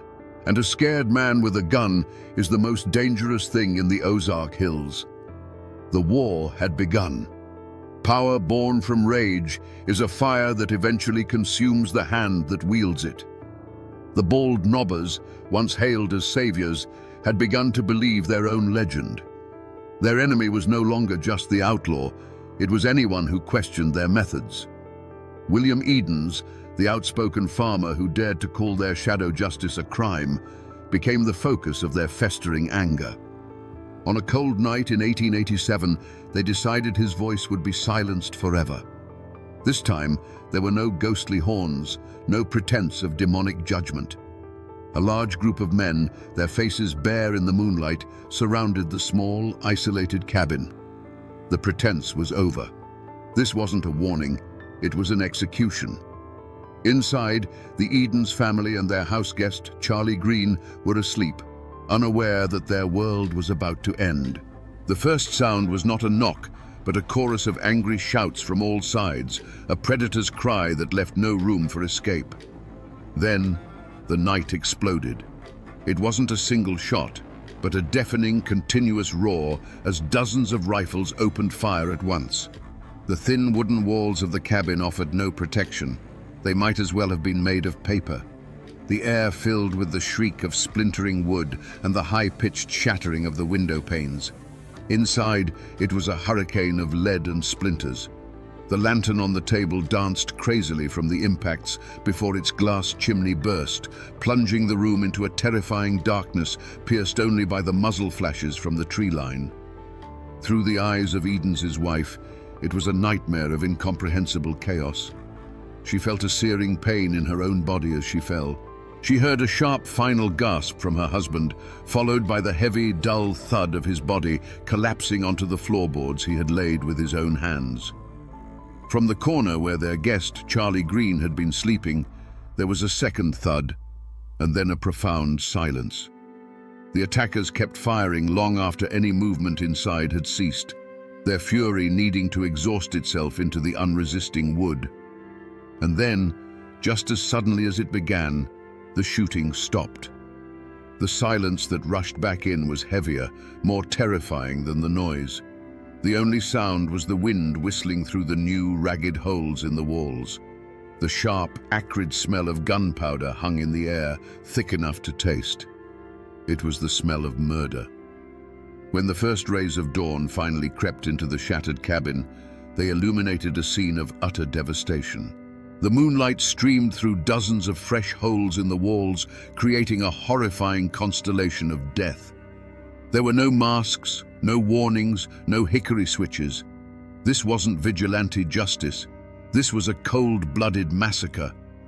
The bald nobbers had crossed a line from which there was no return. The heroes of the Ozarks were now just murderers. To the men who surrounded that cabin, this wasn't murder.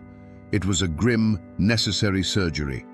In their minds, William Edens was not an innocent man exercising his right to speak. He was a cancer. His words were a poison that threatened to undo everything they had accomplished. They had faced down killers and thieves. They had brought a semblance of peace to a land of terror.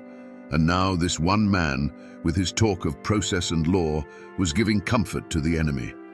He was making them look like villains, turning the very people they'd sworn to protect against them. Their logic was twisted but terrifyingly simple. If Edens turned the community against them, the outlaws would rise again, and the old nightmare would return. To save the county, Edens had to be silenced. The transformation from savior to killer had been gradual, almost imperceptible. It began the first time a man used his horned mask to settle a personal score. It grew each time they took a fine that felt more like extortion. The righteous fire had slowly burned down into the cold, hard ash of self-preservation. The switch flipped the moment they realized that Edens' arguments were working.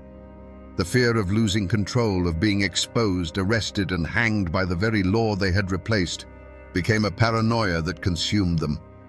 The mission was no longer about saving Tiny County. It was about saving the bald nobbers from their own destruction. That is why they didn't wear their masks that night. This wasn't a symbolic act of justice. It was a personal, brutal act of elimination. But what did they feel as they walked away from that bullet-riddled cabin, leaving the smell of gunpowder and death hanging in the night air? There was no triumph. There was no righteous satisfaction. There was only a cold, hollow pit in their stomachs. The adrenaline of the firefight faded, replaced by the deafening silence of what they had done. They had just slaughtered a man in his bed, in front of his wife. They had become the very monsters they once hunted, night-riding killers who brought terror to the innocent. On the dark ride home, a few might have tried to justify it with hollow bravado, muttering it had to be done. But in the quiet of their own homes, alone with their thoughts, the truth would be waiting. The image of that splintered door, the sound of the glass shattering, the memory of the final heavy silence from inside the cabin. They hadn't felt like judges or executioners.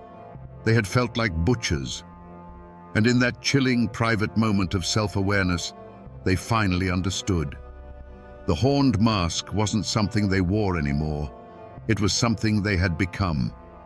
The silence that followed the gunfire was a living thing, a heavy blanket of horror that smothered the hollow.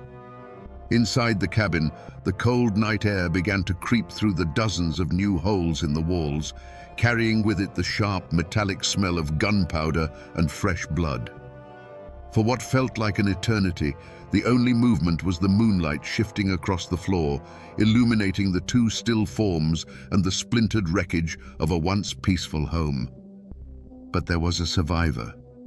Gravely wounded, drifting in and out of consciousness, was William Edens's wife. The pain was a fire in her body, but a colder, fiercer fire burned in her mind. The need to bear witness. She could not let them get away with this. She couldn't scream. Her lungs wouldn't obey. So she began to crawl, dragging her wounded body across the floor, past the body of her husband, out the shattered door, and into the freezing mud of the yard. Every foot was an agony, a testament to a will that refused to be extinguished by a volley of bullets. Her destination was the nearest neighbor, a lifetime away in the darkness. When the first neighbors arrived at dawn, summoned by the wounded woman's desperate gasps, they were met with a scene that would be forever seared into their minds. This wasn't the work of outlaws. This was something different, something more terrifying.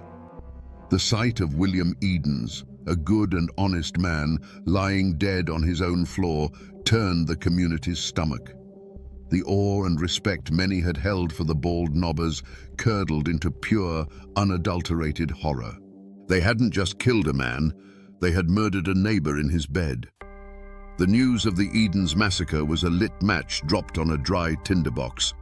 It traveled faster than any posse, a wave of shock and revulsion that swept through the Ozark Hills. The story was told in hushed, horrified tones at every crossroads and general store. They hadn't worn masks. They had shot the house to pieces. Mrs. Edens had survived. The killers' identities, long whispered in secret, were now spoken openly, names attached to an unforgivable crime. This was too blatant, too savage for even the corrupt local authorities to ignore.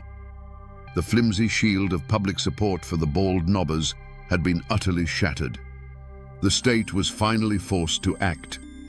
The governor of Missouri, his hand forced by the public outcry, authorized the use of the state militia and hired the famous Pinkerton Detective Agency to hunt the killers down. A substantial reward was offered for their capture, turning friends into potential informants. The hunt was on, not just by a local sheriff, but by the full, vengeful power of the law they had so arrogantly replaced. The hunters had officially become the hunted.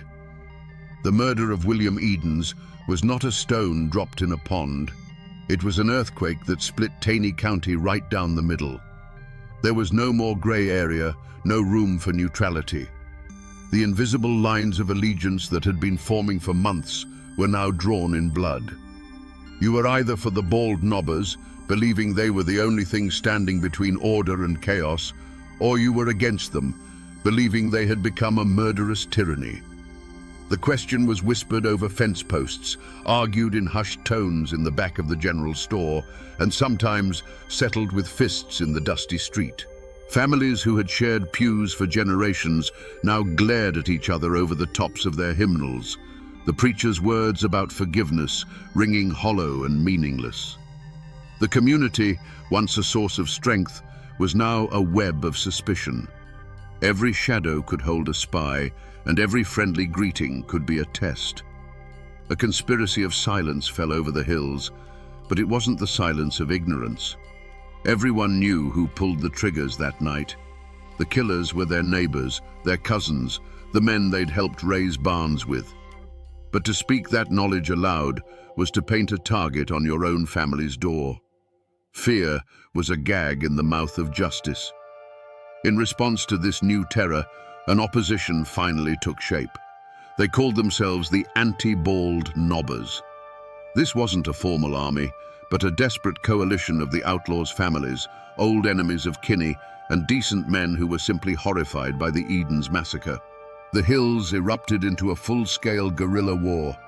A bald nobber's barn would mysteriously catch fire in the night. An anti-bald nobber would be ambushed on a lonely road.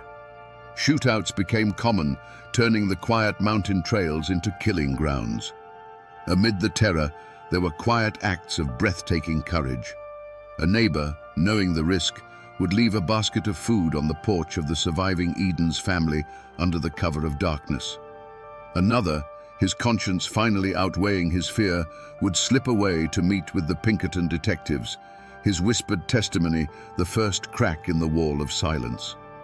But for every act of courage, there was an act of cowardice. Men who knew the truth would provide false alibis for the killers, choosing the bonds of kinship or the safety of their own skin over the rule of law. The community was eating itself alive, and the war for the soul of the Ozarks had begun in earnest. The law that had been a ghost in Taney County for a generation finally arrived, and it arrived as an army. The state militia, disciplined and impersonal, marched into the hills, their blue uniforms a stark contrast to the greens and browns of the Ozarks. Alongside them came the Pinkerton detectives, quiet, observant men in city clothes who missed nothing. They weren't swayed by old loyalties, and they weren't intimidated by local reputations. They brought with them the cold, methodical logic of the ledger book and the arrest warrant. An unlikely and dangerous posse was formed. It was a volatile mix of state troopers, professional detectives, and the raw, vengeful fury of the anti-bald nobbers. For the lawmen, these local guides were a necessary evil, men who knew the secret paths and hidden hollows. For the anti-bald nobbers, this was their chance for revenge, now sanctioned by the state. They hunted their own kin, leading the militia to the doorsteps of men they had known their entire lives. The chase that followed was a brutal ordeal against the land itself. The wanted men were not fools. They were sons of these mountains. They knew every cave, every rock outcropping, every spring that could hide a man. They could melt into the dense woods like smoke. For the pursuing militia, many of them flatlanders, the Ozarks became a green hell of steep ridges, sudden drop-offs, and thorny thickets that tore at their uniforms and their resolve. Days turned into weeks of grueling patrols, of false leads and near misses. The mountains, which had been the bald nobbers' fortress, were now their last, desperate sanctuary. But the real weapon that brought them down wasn't the rifle, it was the whisper. The governor's reward money was a powerful temptation, but it was the presence of the militia that truly broke the spell of fear. For the first time, people who knew the truth felt safe enough to speak it. A farmer, his conscience gnawing at him, would secretly meet a detective and trade a name for a promise of protection. A woman, tired of the bloodshed, would leave an anonymous note detailing a hiding spot. One by one, the cracks in the wall of silence began to spread. The end came not in one epic firefight, but in a series of swift, merciless raids. Acting on the new intelligence, the militia would surround a cabin in the pre-dawn darkness, their rifles appearing like a thorny crown around the house. Some men were taken from their beds, blinking in confusion as the cold steel of handcuffs snapped onto their wrists. Others tried to fight, their defiance ending in a brief, desperate exchange of gunfire. A few, run to ground in a remote cave, simply gave up, their faces gaunt with hunger and the knowledge that the game was over. The once feared night riders, the horned demons of the hills, were rounded up by the dozens, their reign of terror ending not with a thunderclap, but with the quiet, final click of a jail cell door. The trials of the bald nobbers were not a quiet legal proceeding. They were the final battle of the war, fought not with rifles, but with testimony and lies. The entire county descended on the small town of Ozark, Missouri, turning it into an armed camp. State militia with bayonets fixed stood guard on the courthouse steps and at the doors, their stoic presence a thin wall against the seething tension in the streets. Inside, the courtroom was packed to the rafters, a stifling, airless space filled with the families of the accused, the families of the victims, and curious onlookers, all watching each other with a mixture of hatred and fear. The air was thicker than summer molasses, heavy with the unspoken threat that the violence outside could erupt within these walls at any moment. This was a clash of two worlds. In the dock sat the accused, hardened hillmen, their weathered faces looking utterly out of place against the polished wood of the court. Facing them was the machinery of the state, slick, confident lawyers from the city whose legal arguments felt like a foreign language in a place where disputes were settled with a handshake or a shotgun. Witnesses were called to the stand, their hands trembling as they swore on the Bible. You could see the terror in their eyes. As they spoke, their gaze would drift to the gallery, where the kin of the accused sat in stony silence, a silent but powerful reminder that after the judge and jury were gone, the mountains and their long memories would remain. Witness intimidation didn't require a single word, only a steady, unblinking stare. The defendants themselves showed no remorse. Led by Dave Walker and his son, they carried themselves not with the shame of murderers, but with the defiant pride of captured soldiers. They rarely looked at the judge or the jury. Their eyes were fixed on their own people in the crowd, a silent exchange of loyalty that defied the authority of the court. In their minds, they were being tried by a foreign power for an act of war, for executing a traitor who threatened their cause. They did not recognize this law, and they would not bow to it, even with the shadow of the gallows falling over them. The great captain, Nat Kinney himself, was not among them in the dock for this final judgment. He had a solid alibi for the night of the Eden's murder and was acquitted in a separate trial, a legal technicality that felt like a dagger in the heart of true justice. The mastermind, the voice that had summoned the demons in the first place, would walk free.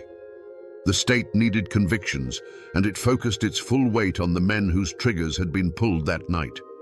The jury, a group of terrified local men, deliberated under immense pressure, knowing their decision could make them heroes to one half of the county and targets to the other. Finally, they filed back in, their faces grim. The foreman stood, his voice shaking slightly as he read the verdict. Guilty. 4 men, Dave Walker, his son Bill, John Matthews, and Tubal Matthews, were sentenced to be hanged by the neck until dead. A collective gasp sucked the air from the room, followed by a single piercing sob from the Walker family pew. The condemned men did not flinch. They simply stood, their faces like granite, and were led away. The law of men had spoken. The gallows would have its due. But as the crowd shuffled out into the tense evening air, the question hung unspoken between them. With dozens of others who fired into that cabin walking free, with the leader of the whole movement absolved, was this justice? Or was it just a sacrifice, a few lives taken by the state to pretend that the war was finally over? On a bright spring day in May of 1889, a gallows was built in the town of Ozark. A crowd gathered, not to cheer, but to watch in grim silence as Dave Walker, his son Bill, John Matthews, and Tubal Matthews were led to the platform. The trapdoors fell, the ropes snapped taut, and the law of men had its final, brutal word. But for the Ozark Hills, this was not an ending. It was simply the beginning of a long and bitter reckoning. The great captain, Nat Kinney, had walked out of the courtroom a free man, but the Ozark Code of Justice he had unleashed had a long memory. In August of 1888, months before the hangings, he was standing in his own general store. His sworn enemy, Billy Miles, walked in, raised a shotgun, and fired. There was no fiery speech, no final plea, just the deafening roar of a shotgun and the thud of the giant falling behind his own counter. The man who had sought to bring his own law to the mountains died by that same law. For the dozens of other bald knobbers who were acquitted or never charged, there was no gallows, but there was a different kind of sentence. They returned to their farms to find themselves living in a prison without walls. They faced the silence of a neighbor turning his back in the street, the sudden chill in a once friendly general store. Their names were now a poison in the well of their reputation. Some found their crops failing, their livestock sickening, and whispered it was a curse. Others, unable to endure the shame and the constant accusing stares, simply sold their land for pennies on the dollar and vanished, their families swallowed by the westward migration. And what of the survivors? For Mrs. Edens, the woman whose will to live had brought the whole machine of justice down on the bald knobbers, there could be no peace in Taney County. Every ridge, every creek, every familiar tree held the ghost of her husband and the memory of that terrible night. The land was tainted. Soon after the trials, she and her family packed what little they had left into a wagon and left the Ozarks forever, becoming refugees from their own home. The creak of their wagon wheels on the dusty road was the sound of a final, heartbreaking goodbye. The community, ripped apart by the violence and the trials, did not heal. It simply scarred over. A thick, heavy blanket of silence was pulled over the whole affair. People stopped talking about it. The names Bald Knobber and Edens became words spoken only in hushed whispers. It was a shared, unspoken agreement to forget. The story was too ugly, the wounds too deep. They buried the history, hoping that if they piled enough dirt on it, the ghosts would eventually stay down. For generations, the official history of Taney County was a story with a missing chapter. But the past never truly dies. It just goes to ground. Today, the descendants of both the Bald Knobbers and the anti-Bald Knobbers still live in those hills. They are farmers, business owners, and teachers. But they carry a heavy inheritance. A name like Walker or Matthews still carries a faint echo of that old war, a history that is rarely, if ever, spoken of aloud. It's a private knowledge, a story kept behind closed doors, because in a place this small, the great-grandchildren of the hanged man might still live just down the road from the great-grandchildren of the men who hanged him. The physical traces are harder to find, but they are there for those who know where to look. The old schoolhouse on the Bald Knob is long gone, reclaimed by the woods. But the hill itself remains, a quiet, windswept place that feels different from the land around it. In the old cemeteries, you can still find the tombstones. There's the grave of Nat Kinney, the murdered captain, and not far away, the final resting places of the men who were hanged. The simple, weathered stones, with just a name and a date, give no hint of the firestorm that consumed their lives. The mountains have quietly swallowed the evidence, leaving only the ghosts. But the story refused to stay buried. In 1907, an author named Harold Bell Wright published a novel called The Shepherd of the Hills. The book was a sensation, one of the most widely read American novels of its time. In its pages, the raw, bloody truth of the Bald Knobbers was sanded down, romanticized, and transformed into a mythic tale of heroic mountain men fighting for justice. Wright turned the complex and brutal vigilantes into archetypes of the American frontier spirit. He gave the world a legend it could stomach, And in doing so, he cemented the name Bald Knobbers in the nation's memory forever. And then came the final, strangest chapter of their legacy. As tourism came to the Ozarks and the town of Branson began its transformation, the story was sanitized one last time. In the mid-20th century, a family of entertainers started a country music show. Looking for a memorable local name, they chose one that would echo through the hills, the Bald Knobbers Jamboree. Today, tourists clap along to fiddles and laugh at comedians, their family-friendly fun promoted by cartoon figures of men in horned masks. The terrifying night-riding demons of the 1880s have become a brand. The ghost was repackaged and sold, its bloody history washed clean for the sake of entertainment. But if you drive away from the bright lights of the Branson Strip, back into the deep, dark hollows on a moonless night, and turn off your engine, you can still feel it. A silence so deep it feels ancient.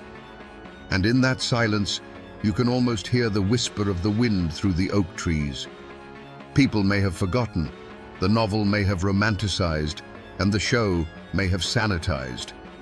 But the mountains remember everything.